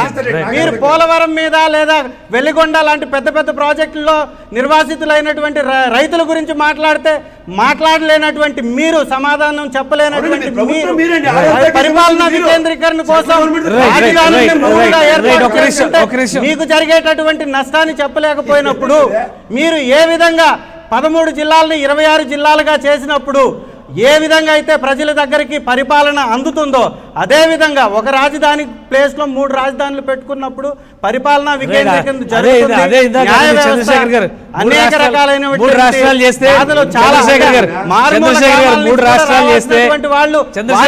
దగ్గరలో ఉన్నటువంటి చంద్రశేఖర్ గారు ఒక నిమిషం వినండి. శాంతి ప్రసాద్ గారు ఇందాక అనింది అదే, 3 రాష్ట్రాలు చేస్తే ఇంకా పరిపాలన బాగుంటుంది, 3 ముఖ్యమంత్రులు వస్తారు, ఈ సమస్యలన్నీ ఉండవు. పరిపాలన వికేంద్రీకరణ అనేది వెళ్ళడంలో భాగంగా చేసేది. దీన్ని వెకిలి నవ్వులు నవ్వి లేకపోతే దండాలు పెట్టి వీటిని తప్పించాలని, మనం చేసినటువంటి వాదనని నిరూపించుకోవాలని చేస్తే ప్రజలు నమ్మరు కదా. 50,000 ఎకరాలని రైతుల దగ్గర లాక్కొని టీడీపీ ప్రభుత్వం 5 సంవత్సరాలు వాళ్ళని వంచి ఈ రోజు వాళ్ళని రోడ్ల మీద పంపించి పంపించినప్పుడు చేయనటువంటి విశ్లేషణ, అందరికీ పరిపాలన అనే ఉద్దేశంతో 3 రాజధానుల నిర్ణయం తీసుకున్నప్పుడు దాన్ని హర్షించలేనటువంటి మీరు రైట్ ఒక ఏ విధంగా మీరు ఒక రాజధాని అని చెప్తారో కారణం చెప్పలేని మీరు ఖచ్చితంగా మీరు సమాధానం చెప్పాలి. కంక్లూడ్ చేద్దాం. శాంతిప్రసాద్ గారు ఫైనల్ గా ఇప్పుడు సుప్రీంకోర్టు తలుపు తడితే జరగబోయేది ఏంటి, ఒక క్లారిటీ ఇవ్వండి, కంక్లూడ్ చేద్దాం. ఇంకొక టంగ్ ఒక్క విషయం అయితే వైసీపీ సోదరుడు చెప్పిన దాంట్లో వాస్తవం ఏంటంటే, సుప్రీంకోర్టు వెళ్ళే హక్కు వాళ్ళకు ఉంది. వాళ్ళు ఎప్పుడు వెళ్తారనుకుంటారో వాళ్ళ ఇష్టం, అది వాళ్ళ యొక్క ఇష్టాన్ని బట్టి ఆధారపడి ఉంటుంది. దానికి ఎక్స్ప్లెనేషన్ ఇచ్చుకోవాల్సింది కూడా బాధ్యత వాళ్ళదే, కాబట్టి అది వాళ్ళకు వదిలేసేది. ఇక రెండోది వస్తే 3 రాజధానులు ప్రాంతాల అభివృద్ధి అంటున్నాం, వెరీ గుడ్. దానికి లింకప్ గా నువ్వు 26 జిల్లాల గురించి మాట్లాడతావు, వెరీ గుడ్. ఎంత మంచిదంటే మరి 26 జిల్లాల్లో జిల్లా కేంద్రాల్లో పోలీస్ హెడ్ క్వార్టర్స్ ఎందుకు, జిల్లా కార్యాలయం, కలెక్టర్ కార్యాలయం ఎందుకు, ఒక్కొక్క సబ్ డివిజన్ లో పెట్టచ్చుగా, ఎందుకు పెట్టట్లా? అట్లాగే ప్రతి సబ్ డివిజన్ లోనూ మళ్ళీ అయ్యే రెవెన్యూను ఈ పోలీసు ఇవన్నీ ఒకచోట ఎందుకు పెడుతున్నారు? ఒక్కొక్క మండలానికి సర్దచ్చుగా, ఎందుకు సర్దట్లా? ఇప్పుడు పరిపాలన వికేంద్రీకరణ చాలా అద్భుతంగా జరుగుతుందిగా. మీరు చెప్పిన ఆ అద్భుతాలన్నీ ఇక్కడ వస్తాయి కదా. పరిపాలనా వికేంద్రీకరణ అంటే ఏంటో తెలుసా? రాజ్యాంగం 73-74 సవరణలు చేసిన ఆ యొక్క అధికారాలని ఆ నగర పంచాయతీలకినేను, మున్సిపాలిటీలకినేను, కార్పొరేషన్లకిను, పంచాయతీలకు ఇస్తే అది అభివృద్ధి వికేంద్రీకరణ. మొత్తం నిధులను నీ చేతిలో పెట్టుకొని కేంద్రం గురించి వచ్చినప్పటికేమో కేంద్రం జేబులో ఇస్తుందని మాట్లాడతారు. మీ దగ్గరికి వచ్చేటప్పుడు మీ జేబులో ఇస్తున్నట్టుగా మీరు మాట్లాడతారు. మీరేమో దోచేదేమో పంచాయతీ నిధులు, ఒక్క పైసలు అక్కడ దోస్తారు వాడి యొక్క అనుమతులు లేకుండా. మీరు ఇప్పుడు మళ్ళీ అధికార వికేంద్రీకరణ గురించి మాట్లాడతారు. మళ్ళీ పెద్ద పోటీగా పరిజ్ఞానం వల్ల సూటి ప్రశ్న నీకు సూటి ప్రశ్న వేస్తున్నా. అధికార వికేంద్రీకరణ అంటే ఏంటి నీకు తెలుసా? అధికార వికేంద్రీకరణ అంటే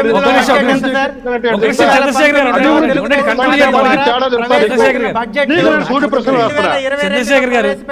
చంద్రశేఖర్ గారు వన్ వే కమ్యూనికేషన్ బాగా. ఒక నిమిషం ఆగండి, కంక్లూడ్ చేద్దాం. ఒక నిమిషం ఆగండి, ఆయన కంప్లీట్ చేయను. ఒక నిమిషం. శాంతిప్రసాద్ గారు అయిపోయిందా? శాంతిప్రసాద్ గారు ఇక హైకోర్టు గురించి వీళ్ళు లేకపోతే నిజంగా చిత్తశుద్ధి కర్నూలుకు తీసుకెళ్లాలనుకుంటే మొన్న 28వ బిల్లు తీసుకురాకుండా ప్రత్యేక బిల్లు తీసుకురాలా. ఇప్పుడు వీళ్ళు తీసుకురావడం వల్ల కాదు. సెక్షన్ 31 అనేది ఉంది, సెపరేట్ గా రాయలసీమ తీసుకురావాలి అనుకుంటే వీళ్ళు చేయాల్సింది ఏంటంటే పార్లమెంటు ద్వారా చట్ట సవరణ, ఆ యొక్క విభజన చట్టాన్ని తీసుకురావాలా. తీసుకొచ్చే దమ్ము వీళ్ళకుందా? వెళ్ళి చేయమన్నా పని. సార్ నాకు కంక్లూడ్ చేద్దాం ప్రసాద్ గారు. మీరు ఇప్పుడు 26 జిల్లాలు చేశారు, ధన్యవాదాలు. రాబోయే రోజుల్లో అంటే 2026 సంవత్సరంలో నియోజకవర్గాల పెంపు, అప్పుడు జిల్లాలు పెంచడం, లేదంటే సెంట్రల్ గవర్నమెంట్ ఇప్పుడు ఒక రకంగా గవర్నమెంట్ లెక్క సెంట్రల్ గవర్నమెంట్ గుర్తించి నేను అందుకే చెప్తాను ఒక నిమిషం. సెంట్రల్ గవర్నమెంట్ నిజంలో ఒకసారి తమిళనాడులోను బీహార్లోనూ ఒక జిల్లా ఏర్పాటు చేసినప్పుడు విత్ కన్సెన్సస్ ఇమీడియట్గా యాక్సెప్టెన్స్. ఇక్కడ తెలంగాణలో కానీ ఆంధ్రప్రదేశ్లో కానీ ఆ విధంగా యాక్సెప్టెన్స్ తెచ్చుకోగలిగారా? 3వ పాయింట్ అభివృద్ధి వికేంద్రీకరణ అంటున్నారు. ప్రతి జిల్లాకి respective collector it has to be deployed from central government. ఈ అసిస్టెంట్ కలెక్టర్ని ఎంఆర్ఓల ప్యానల్కి తెగించాడు, జీవితంలో రిటైర్ అయిపోయే టైంకి సబ్ కలెక్టర్ అయిన వాడిని తీసుకొచ్చి మీరు జిల్లా అధికారి చేసేసినంత మాత్రం అది అభివృద్ధి వికేంద్రీకరణ అవదండి. అభివృద్ధి కేంద్రీకృతం చేస్తూ మీ పరిపాలన సౌలభ్యం కోసం అంటే ఉన్న చేతులు నరికేసి ఒక జిల్లా యంత్రాంగం పనిచేయవలసిన విధానాలను నరికేసి చిన్న చితక చేసి అసలు విషయాల కన్నా కొసర విషయాలు ఎక్కువ చర్చించబడుతున్నాయి. ఇది గమనించుకోండి మీరు. ఇవేవి కాకుండా దీని పరిపాలన సౌలభ్యం కింద మీరు కన్వీనియంట్గా మాట్లాడుకుంటే ఇక్కడ మేము చూస్తున్న వాళ్ళందరికీ తెలుస్తుంది. ఎందుకంటే 26 జిల్లాలు చేసి మీరు పరిపాలన సౌలభ్యం క్రియేట్ చేశారు, ఫ్యాంటాస్టిక్. కానీ మళ్ళీ కలెక్టర్ ఆఫీసులో సెంట్రిక్గా కట్టిన 2 జిల్లాల్లోనూ అన్ని ఆఫీసులు ఎక్కడ పెట్టారు. ఆఖరికి తిరుపతిలో మీరు ఆక్యుపై చేసిన ఆ బిల్డింగ్లోనే మొత్తం సెంట్రిక్గా పెట్టారు. కాబట్టి చూసుకోండి వెళ్ళి. సో ఇక్కడ మీరు వికేంద్రీకరణకి కట్టుబడి ఉన్నామంటే గత ప్రభుత్వం చేసిన వికేంద్రీకరణ వర్సెస్ మీ వికేంద్రీకరణ చూసుకుంటే ఏమి పెద్ద తేడా లేదు. ఓన్లీ 3 పదాలు పెట్టి మమ్మల్ని గాబరా పెడుతున్నారు. కొంచెం చేయగలుగుతారా అంటే అది కూడా చేయట్లే. దానికి ఇప్పుడు ఇందాక నుంచి శాంతిప్రసాద్ గారు కానీ ఆంజనేయ రెడ్డి గారు కానీ మా ఆనంద్ భాస్కర్ గారు కానీ నేను కానీ మొత్తుకుంటుంది ఏంటంటే యూ నీడ్ టు కన్విన్స్ అస్. ఎందుకు మీరు సుప్రీంకోర్టుకి వెళ్ళి ఛాలెంజ్ చేస్తున్నారో 90 రోజుల్లో చేయింది ఇప్పుడు ఎలా సాధించబోతున్నారు చెప్పమంటే మీకేది కష్టం అంటే మేము ఆంధ్ర ప్రజలు అండి, మాకు కష్టమే ఉంది ఉన్నది. మీరు ఇప్పుడు ఆర్ఆర్ ప్యాకేజీ ఇవ్వాల్సిన బాధ్యత ఇప్పుడు ఉన్న రూలింగ్ గవర్నమెంట్ ఎవరంటే వాళ్ళది. గత ప్రభుత్వంలో సరిగ్గా ఇవ్వలేకపోయారు కాబట్టి వాళ్ళకి 23 స్థానాలు ఇచ్చారు. మీరు ఇవ్వకుండా అల్లాలు త్యాగం చేశారు, ఇల్లు త్యాగం చేశారంటే త్యాగాల మీద పునాదుల మీద ఏర్పడతాయి రాష్ట్రాలు. దాని గురించి మాట్లాడమంటే ఏం చేస్తారు చెప్పండి అంటే అల్లప్పుడు ప్యాకేజ్ ఇవ్వలేదు కదా అంటే ఆయన చెప్పారు. ఇంతకు నాగేశ్వర గుర్రంపాడులో ఇప్పటికి కూడా బూరినగర సూతులకు ఎవరు ఇవ్వలేపాం. 70 సంవత్సరాల స్వతంత్రంలో ఏం మాడుతున్నాం? రైట్ చంద్రశేఖర్ గారు క్లారిటీ ఇవ్వండి. అంటే సార్ ఒక నిమిషం క్లారిటీ ఏంటంటే నిజంగానే సుప్రీంకోర్టు టచ్ చేశారు అంటే కనుక ఒక క్లియర్ పిక్చర్తోనే అధికార పార్టీ అంటే రాష్ట్ర ప్రభుత్వం మూవ్ చేసి ఉంటుంది. పరిపాలన వికేంద్రీకరణ వల్ల లాభాలేంటో మళ్ళీ ఒక నిమిషం మీరు అది సోషల్ స్టడీస్ పాఠం మాకు కూడా తెలుసు, అది అందరికీ తెలుసు. మీరు మళ్ళీ అదే పాఠం చెప్తే అధికార వికేంద్రీకరణకి, రాజధాని వికేంద్రీకరణకి, పాలన వికేంద్రీకరణకి ఎక్కడికక్కడ చాలా తేడాలు ఉన్నాయి. అవి కాదు మనకు కావాల్సింది. ఇప్పుడు ఈ టర్న్ ఎందుకు తీసుకున్నారు, దీని మీద క్లారిటీ ఇవ్వగలరా? ఏ వ్యూహంతో మీరు ఎత్తుగాడ వేశారు, సుప్రీంకోర్టుకి ఎందుకు వెళ్తున్నారు, లేదా ఏ ధైర్యంతో ముందడుగు వేశారు? ఎందుకంటే మొన్నటి వరకు ఒక ప్రచారం జరిగింది, సుప్రీంకోర్టులో బాగా అనుకూలంగా వచ్చే వరకు మేము సుప్రీంకోర్టులో మూవ్ చేయమనేటువంటి ప్రచారం చేశారు. వాస్తవం ఏంటి, అది ప్రజలకు కూడా తెలియాల్సిన అవసరం ఉంది కదా. చంద్రశేఖర్ గారు మీరు చెప్పండి. సార్ ఇప్పుడు అధికారాన్ని వికేంద్రీకరణ ఎందుకు కావాలని వైఎస్ఆర్ ప్రభుత్వం కోరుకుంటుంది? లేదు, మళ్ళీ మీరు మొదటికి వస్తున్నారు. దయచేసి చంద్రశేఖర్ గారు ప్లీజ్ అర్థం చేసుకోండి, టైం ఈజ్ వాల్యుబుల్. ప్రజలందరూ చూస్తున్నారు. మనం డిస్కస్ చేసే టైం ఇప్పుడు అది కాదు. అధికార వికేంద్రీకరణ, పాలన వికేంద్రీకరణ, రాజధాని వికేంద్రీకరణ ఇవన్నీ అవుట్డేటెడ్ సబ్జెక్ట్స్. అందరూ మీరు చెప్పి ఇప్పుడు మీరు సడన్ టర్న్ ఎందుకు తీసుకున్నారు? సుప్రీంకోర్టుకి వెళ్ళడం ద్వారా నిజంగా ఎన్వి రమణ గారు దిగడం వల్ల జగన్మోహన్ రెడ్డి గారు కలిసి వచ్చే అంశాలు ఏమైనా ఉన్నాయా? ఇప్పుడు మీ మేనేజ్మెంట్ ఏమైనా మొదలైందా?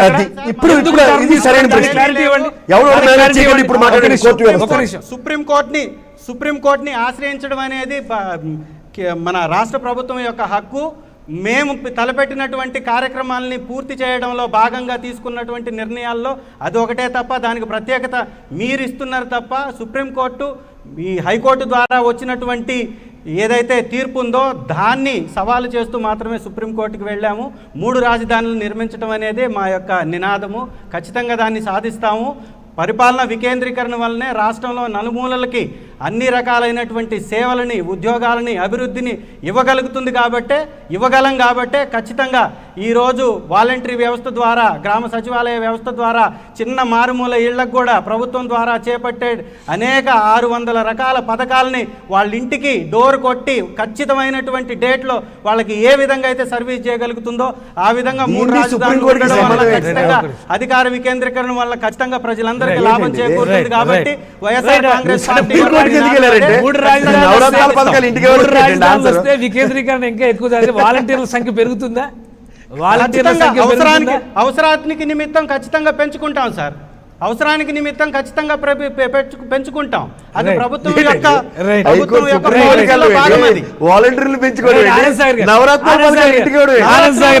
ఎంతమందికి, ఎన్ని కుటుంబాలకి మీరు నవరత్నాల గురించి గేలి చేసి మాట్లాడకూడదు. ఎన్ని వేల కుటుంబాలకి లాభం చేకూరుతుంది మీకు తెలుసా? ఎస్సీ, ఎస్టీ, మైనారిటీ, బీసీలకి ఎన్ని వేల కుటుంబాలకి కనీసం కుటుంబానికి 70,000 పైచీలకు లాభం వస్తూ వాళ్ళ సంక్షేమ పథకాలు అందుతుండబట్టి వాళ్ళ యొక్క అభివృద్ధిలో ముందుకు పోతున్నారు. దాన్ని మీరు వక్రీకరించి ప్రజలకు చెప్పడానికి మీరు ఏ విధంగా కూడా ఎవరు వక్రీకరించట్లేదు. ఒక నిమిషం ఆనంద్ సాగర్ గారు మీరు ఏం చెప్తారు? జిల్లాల విభజన అనేది చంద్రబాబు నాయుడు గారికి చేత కాలేదు, రాజధాని విభజన చేత కాలేదు, ప్రజలకి వికేంద్రీకరణ ద్వారా ప్రజలకి దగ్గరగా తీసుకెళ్లాలి పాలన అనేటువంటి విషయంలో చంద్రబాబు నాయుడు గవర్నమెంట్ ఫెయిల్ అయింది.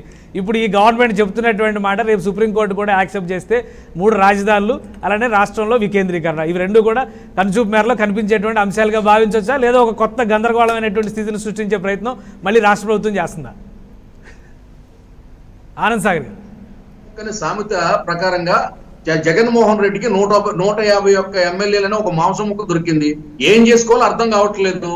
దాన్ని చిన్నాభిన్నం చేసుకున్నాడు. ప్రజల్లో ఈవేళ ఈ ప్రభుత్వం పట్ల తీవ్రమైనటువంటి వ్యతిరేకత ఉంది. ఈ వ్యతిరేకత ఆ వ్యతిరేకత చూపిస్తున్నారు. బై ఎలక్షన్స్ లో, పంచాయతీ ఎలక్షన్ లో అన్ని చోట్ల ఆ వ్యతిరేకతనే మీ మీద చూపిస్తున్నారు. సంక్షేమ పథకాలను మీరు వ్యతిరేకించారు కాబట్టి మిమ్మల్ని ప్రజలు తరిమి కొడుతున్నారు. మీరు ఖచ్చితంగా ప్రజలకు ఇచ్చేటటువంటి చంద్రశేఖర్ గారు ఒక్క నిమిషం కంప్లీట్ చేద్దాం. 11 ఏళ్లుగా బెయిల్ మీద తిరిగే నాయకుడి దగ్గర నుంచి, ఒక ముఖ్యమంత్రి దగ్గర నుంచి ఇంతకంటే ఏం ఆశిస్తుంది రాష్ట్రం? చాలు ప్రజలకు ముఖం మొత్తింది. దీని మీద జగన్మోహన్ రెడ్డి ఏదో చేస్తాడు, ఈ ప్రభుత్వం ఉద్ధరిస్తుందనే నమ్మకాలు ఈ రాష్ట్రంలో 3వ తరగతి చదువుకునే పిల్లాడికి కూడా లేవు. రైట్ రాష్ట్రం ఇప్పటికే Right, సర్వనాశనం right. అయిపోయింది. Right, ఆంజనేయ రెడ్డి గారు. అదంతా కూడా వైఎస్ఆర్ కాంగ్రెస్ పార్టీ చేస్తున్నటువంటి అభివృద్ధిలో భాగంగా మీకు కనబడట్లేదా? అతను వెళ్ళిపోవడానికి ఒక్క నిమిషం చంద్రశేఖర్ గారు, ఒక్క నిమిషం. మీరు వైఎస్ఆర్ ఆంజనేయ రెడ్డి కాంగ్రెస్ గారు, పార్టీని ఆంజనేయ రెడ్డి గారు, ఆంజనేయ రెడ్డి గారు. ప్రజలు మిమ్మల్ని కూడా తిడతారు ఖచ్చితంగా. ఒక్క నిమిషం మీరు చేసేటటువంటి ఆంజనేయ రెడ్డి గారు, అభివృద్ధిని ఆంజనేయ రెడ్డి హర్షించాలా? నాడు గారు, నేడు ఆంజనేయ రెడ్డి గారు, ప్రజలు ఒక అయోమయంలో పడేటువంటి పరిస్థితి ఈ రోజు ఆంధ్రప్రదేశ్ లో మార్పులు కనిపిస్తుంది. తెచ్చారో దాన్ని ఒక్క నిమిషం హర్షించాలి. చంద్రశేఖర్ గారు, ప్రజలు చూసేది చంద్రశేఖర్ గారు, ఒక నిమిషం ఆగండి, మాటలు కాదు. ఒక నిమిషం ఆగండి, ఒక నిమిషం ఆగండి. అవినీతికి అడ్డా మీ వైసీపీ పార్టీ, మీ నాయకుడు. రైట్ ఒక్క నిమిషం. ఈ రాజకీయ ప్రకటనలు వద్దండి దయచేసి. ఆనంద్ సాగర్ గారు, రాజకీయ ప్రకటనలు వద్దు, ఆపండి ఒక్క నిమిషం. ఒక్క నిమిషం ఆపండి, ఒక్క నిమిషం. మీ ఇద్దరు రాజకీయ ప్రకటనలు ఆపండి దయచేసి ఒక్క నిమిషం. ఆంజనేయ రెడ్డి గారు, ఆంజనేయ రెడ్డి గారు, రాష్ట్రానికి సంబంధించి కుప్పంలో కూడా తెలుగుదేశం పార్టీ నాయకుడు ఓడిపోబోతున్నాడు. రైట్ ఈ రోజు నిన్న జరిగినటువంటి సుప్రీంకోర్టుకి వెళ్ళండి, కుప్పం ఓడిపోవడం ఏంటి? రైట్ చంద్రశేఖర్ గారు, చంద్రశేఖర్ గారు, చంద్రశేఖర్ గారు, మీ ఇద్దరు ఆగాలి దయచేసి. ఒక నిమిషం ఆగండి, ఒక నిమిషం ఆగండి, ఆగండి, ఆగండి. ఆనంద్ సార్ గారు ఆగండి, ప్రజలు చూస్తున్నారండి, ప్రజలు చూస్తున్నారు, దయచేసి ఆగండి ఇద్దరు. ఒక నిమిషం. ఆంజనేయ రెడ్డి, బురద చల్లడమే పనిగా పెట్టుకుంటే ఎట్లా సార్? ఒక్క నిమిషం అండి, ఎవరు బురద చల్లట్లేదండి, ప్రజలకు తెలుసు ఎవరి మీద ఎవరు మీరే వాళ్ళు బురద చేసుకుంటారు. దయచేసి ఆగండి. జగన్మోహన్ రెడ్డి గారే స్వయంగా చెప్తున్నారు 60-70 నియోజకవర్గాల్లో ఎమ్మెల్యేలు మారుస్తానని. మీరు ఇంకా ఒక నిమిషం, ఖచ్చితంగా ఒక నిమిషం ఉండండి, ఒక నిమిషం. ఆనంద్ సార్ గారు, ఒక నిమిషం ఆగండి. ఆంజనేయ రెడ్డి గారు, ఆంజనేయ రెడ్డి గారు, రాష్ట్రానికి సంబంధించినటువంటి అత్యంత జటిలమైన సమస్యగా రాజధాని అంశం మారుతుంది. దీనికి కన్క్లూజన్ ఇవ్వాలంటే మళ్ళీ న్యాయస్థానాలకు తలుపు తట్టాల్సిందేనా? కేంద్ర పరిధిలో ఏ అంశం కూడా లేదా? కేంద్రం ఇప్పటివరకు ఉన్నటువంటి క్లారిటీలను బట్టి కానీ, హైకోర్టు జడ్జిమెంట్ని బట్టి కానీ కేంద్రం ఒక క్లియర్ డైరెక్షన్ ఇవ్వడానికి ఆస్కారం లేదా? ఒక్క నిమిషం కేశవ్ గారు, మనం 3 రాజధానుల గురించి మాట్లాడుతున్నాము. ఏందేందో ఎక్కడెక్కడికో వెళ్ళిపోతాము, కుప్పము, ఇంకేందో వాలంటీర్ల వ్యవస్థ అన్నీ కూడా. నేనేమంటున్నా అంటే కేంద్ర ప్రభుత్వము ఈరోజు 27వ తేదీ జరిగే సమావేశం ఏదైతే ఉందో అందులో అనేక అంశాల్లో రాజధాని అభివృద్ధి, రాజధాని ప్రణాళిక, రాజధాని రోడ్ మ్యాప్ విషయం కూడా చర్చిస్తున్నారు. రాజధాని విషయంలో కేంద్ర ప్రభుత్వం ఒక డైరెక్షన్ ఇస్తుందని నేను అనుకుంటున్నాను. ఎట్ ద సేమ్ టైం ఈ భవిష్యత్తులో ఏం జరగబోతుందని భయపడి ఈ రాష్ట్ర ప్రభుత్వము సుప్రీంకోర్టుకి వెళ్ళి స్పెషల్ లీవ్ పిటిషన్ చేయడము లేదా స్టే కోసం ప్రయత్నం చేయడం జరుగుతుంది. ఇవేవీ జరగదు. సుప్రీంకోర్టులో కూడా అమరావతికి అనుకూలంగా నిర్ణయం వస్తుందనే విషయంలో ఎటువంటి అనుమానం లేదు. హైకోర్టు చాలా స్పష్టంగా, చాలా సవివరంగా అసెంబ్లీకి రాజధాని మార్చే హక్కు లేదు, చట్టం చేసే హక్కు లేదని హైకోర్టు అనేక విషయాలు పరిగణలోకి తీసుకున్న తర్వాత చెప్పిన తీర్పు ఏదైతే ఉందో ఈ తీర్పునే సుప్రీంకోర్టు ఖచ్చితంగా మద్దతిస్తుంది. సుప్రీంకోర్టు ఆ తీర్పునే రాటిఫై చేస్తుందని నాకు పూర్తి విశ్వాసం ఉంది. ఎవరు అమరావతిని మార్చలేరు. దురదృష్టవశాత్తు ఈ ప్రభుత్వానికి అధికార వికేంద్రీకరణ, పరిపాలన వికేంద్రీకరణ, అభివృద్ధి వికేంద్రీకరణ, ఈ 3 వికేంద్రీకరణ పట్ల సరైన అవగాహన లేదు. అందుకనే గందరగోళంగా ఉంది. రాష్ట్ర ప్రజలు కూడా గందరగోళానికి గురి చేయడానికి ప్రయత్నం చేస్తున్నారు. ఖచ్చితంగా 27 తర్వాత ఒక స్పష్టత వస్తుంది. అమరావతి రాజధాని విషయంలో కేంద్రం కూడా రోడ్ మ్యాప్ ఇస్తుంది. నూతన రాజధాని విషయంలో మీ రోడ్ మ్యాప్ ఏమిటి, ఏ విధంగా అభివృద్ధి చేయబోతున్నారు, కేంద్ర సంస్థలు ఏవైతే ఉన్నాయో వాటి నిర్మాణము, వాటి ఏ విధంగా ముందుకు తీసుకుపోవాలా, ఇది కూడా రాష్ట్ర ప్రభుత్వంతో చర్చిస్తున్నారు. ఖచ్చితంగా అమరావతి రాజధాని, అమరావతి రాష్ట్ర ప్రజలు రాజధానిగా కోరుకుంటున్నారు. ప్రతిపక్షంలో ఉన్నప్పుడు జగన్మోహన్ రెడ్డి గారు అమరావతికి ఏ విధమైన అన్కండిషనల్ మద్దతు ఇచ్చాడండి. అన్కండిషనల్ ఈ రోజు చెప్తున్న విషయాలన్నీ కూడా ఆయన ఏ రోజు ప్రస్తావించరా, ఆయన ఏ రోజు అనుమానాలు వ్యక్తం చేయలా, ఆయన ఏ రోజు అమరావతి వద్దని చెప్పలా. ఆయన ఏకగ్రీవ తీర్మానానికి, చర్చకి మద్దతు ఇచ్చాడు. రాజధాని అనేది రాష్ట్రం యొక్క మధ్యలో ఉండాలా, రాష్ట్ర ప్రజలకు అందుబాటులో ఉండాలని పదే చెప్పాడు. చంద్రబాబు నాయుడు గారు అమరావతి నిర్మాణం చేయలేకపోయాడు. రాజధాని మేము వస్తే ఒక అద్భుతమైన రాజధాని అమరావతిని తయారు చేస్తామని చెప్పారు. అదే జరగబోతుంది. ఇందులో ఎటువంటి అనుమానం లేదు. రైట్ శాంతిప్రసాద్ గారు, లీగల్ ఇష్యూస్ అనేవి పక్కన పెట్టేస్తే ఒకవేళ సుప్రీంకోర్టులో పరిగణలోకి తీసుకుంటే కనుక అమరావతికి కానీ లేదా రేపు 27 జరగబోయేటువంటి సమావేశంలో కానీ రాజధాని అంశం కొంత జటిలంగా మారేటువంటి అవకాశం ఏమైనా ఉందా? ఏమాత్రం లేదు. సుప్రీంకోర్టులో కూడాను హైకోర్టు తీర్పుని సమర్థిస్తూ వస్తుంది. కేంద్ర ప్రభుత్వం కూడా వీళ్ళ చెప్పినట్టుగా జరిగే పరిస్థితులు లేవు. ఇక్కడ నేను ఒక విషయం స్పష్టంగా తెలుసుకున్నాను. మన అసెంబ్లీలో కూడా ముఖ్యమంత్రి చాలా అబద్ధాలు మాట్లాడారు.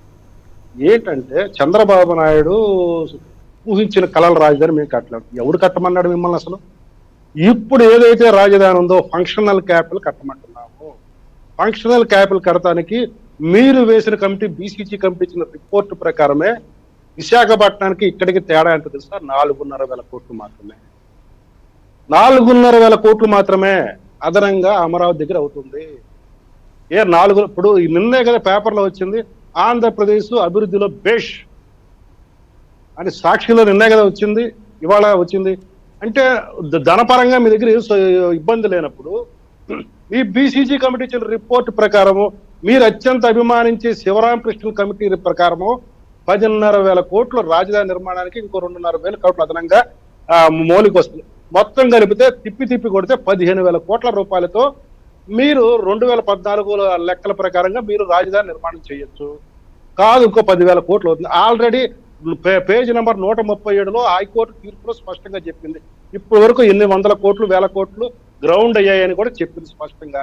ఆ లెక్కల ప్రకారం చూసినా ఇంకా మీరు గ్రౌండ్ చేస్తే మహా అయితే 10,000 కోట్లు, 1,10,000 కోట్లు, 5 లక్షల కోట్లు అక్కరలేదు. చంద్రబాబు నాయుడు ఒక ఊహాజనిత రాజధాని ఏంటంటే నవనగరాలు అన్నాడు. అసలు అది ఒక బుద్ధి లేని కాన్సెప్ట్. ఎందుకో చెప్తానండి. ఇప్పుడు నవనగరం అంటే ఏంటి చెప్పాడు, జ్యుడిషియల్ సిటీ అన్నాడు. ఒక క్యాపిటల్ సిటీలో హైకోర్టు ఉండదా, లేకపోతే జిల్లా కోర్టులు ఉండవా, మెట్రోపాలిటన్ కోర్ట్స్ ఉండవా? దానికి మళ్ళీ ఒక ప్రత్యేక నగరం కట్టాలా?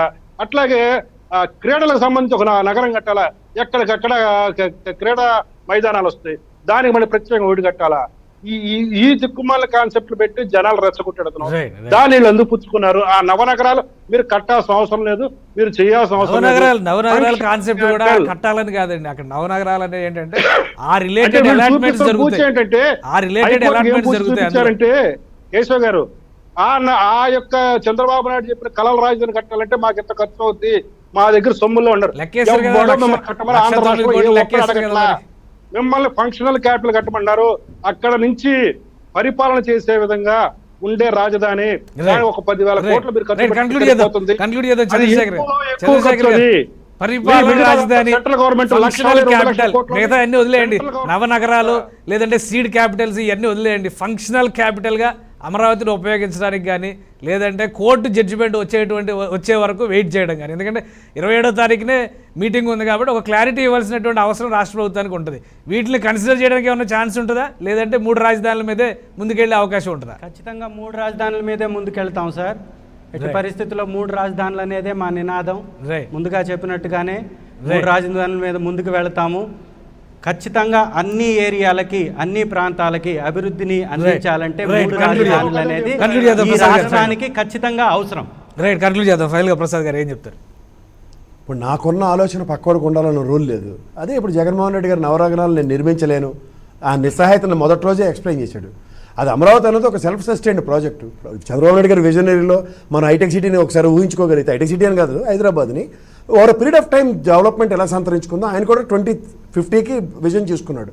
సో ఆ నేపథ్యంలో వెళ్ళవలసిన దానికి ఈయన అడ్డు తగిలి అలా కాకుండా వేరే డైరెక్షన్లో చేసి చూపిద్దాం అనుకున్నాడు. నవనగరాలు మొదటి నుంచి ఆయన కాన్సెప్ట్ కాదు, సింగపూర్ కన్సాలిడేషన్ మొదటి రోజే విరమించుకున్నాడు. అంటే సెల్ఫ్ సస్టైన్డ్ ప్రాజెక్ట్ కాదు. ఈయన జేబులో డబ్బులు లేవు, వాళ్ళు డబ్బులు ఇవ్వరు, అంటే కట్టలేకపోతున్నాడు. దీనికి ఆయన చెప్తున్న మార్గం ఏంటంటే అభివృద్ధి వికేంద్రీకరణ కొత్త పదాన్ని ఒక ఇన్నోవేటివ్గా కనిపెట్టినట్టు ఆల్రెడీ 27వ తారీఖు సమావేశంలో ఇది ఏమైనా కాంప్లికేషన్ అయ్యే విషయం ఏమీ అవదండి. కాంప్లికేషన్ అక్కడ ఉంది. అమిత్ షా గారు ఇలాంటి చిన్న చిన్న వాటిని టాలరేట్ చేస్తారని నేనైతే అనుకోను. ఇంతలోపుగా వీళ్ళకి కోర్టు పరంగా స్టే ఆర్డర్ కనుక వస్తే ఒక మెట్టు వీళ్ళు ఎక్కినట్టే వచ్చే అవకాశం లేదు. ఇంపాసిబుల్. అందుకని చెప్తాను శాంతి ప్రసాద్ గారు చెప్పినట్టు stay order is impossible to next and acceptance is impossible to next. మూడోది విజయసాయి రెడ్డి గారు ప్రవేశపెట్టిన ప్రైవేట్ బిల్ ఏదో ఉంటుంది, కనీసం అది డెస్క్ కూడా రాదు. సో ఇన్ని జరుగుతున్నప్పుడు జరగని దానికి అవన్న పెళ్లికి బాధ్యాలను కొట్టబట్టి ఆయన ఎంతకని కంక్లూడ్ చేస్తారు. కాబట్టి ఖచ్చితంగా అక్కడ డెవలప్మెంట్ త్వరగా రావడానికి అవకాశం ఉంటుంది కాబట్టి ఆ యొక్క నగరాన్ని మేము ఎంచుకున్నాం. అదేనండి, ఉన్నదానికి సొన్నం వేసి 4 ప్లాస్టింగ్లు చేస్తే అయిపోయిందండి. ఇప్పటిదాకా చేయకుండా ఎక్కడెక్కడో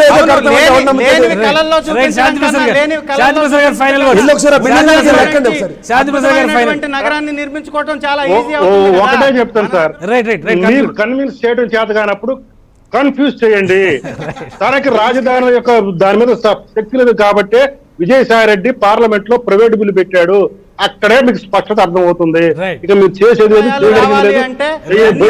ఉన్నటువంటి నగరం కావాలి కాబట్టి మనకున్నటువంటి మంచి నగరాల్లో విశాఖం అనేది చాలా త్వరగా అభివృద్ధి థ్యాంక్ యూ చంద్రశేఖర్ గారు, అలానే ఆనంద్ సాగర్ గారికి, శాంతి ప్రసాద్ గారికి, ఆంజనేయ రెడ్డి గారు, ప్రసాద్ గారికి ధన్యవాదాలు. ఇదే ఆంధ్రప్రదేశ్లో రాజధాని తుఫాను మరోసారి తాకేటువంటి పరిస్థితి కనిపిస్తుంది.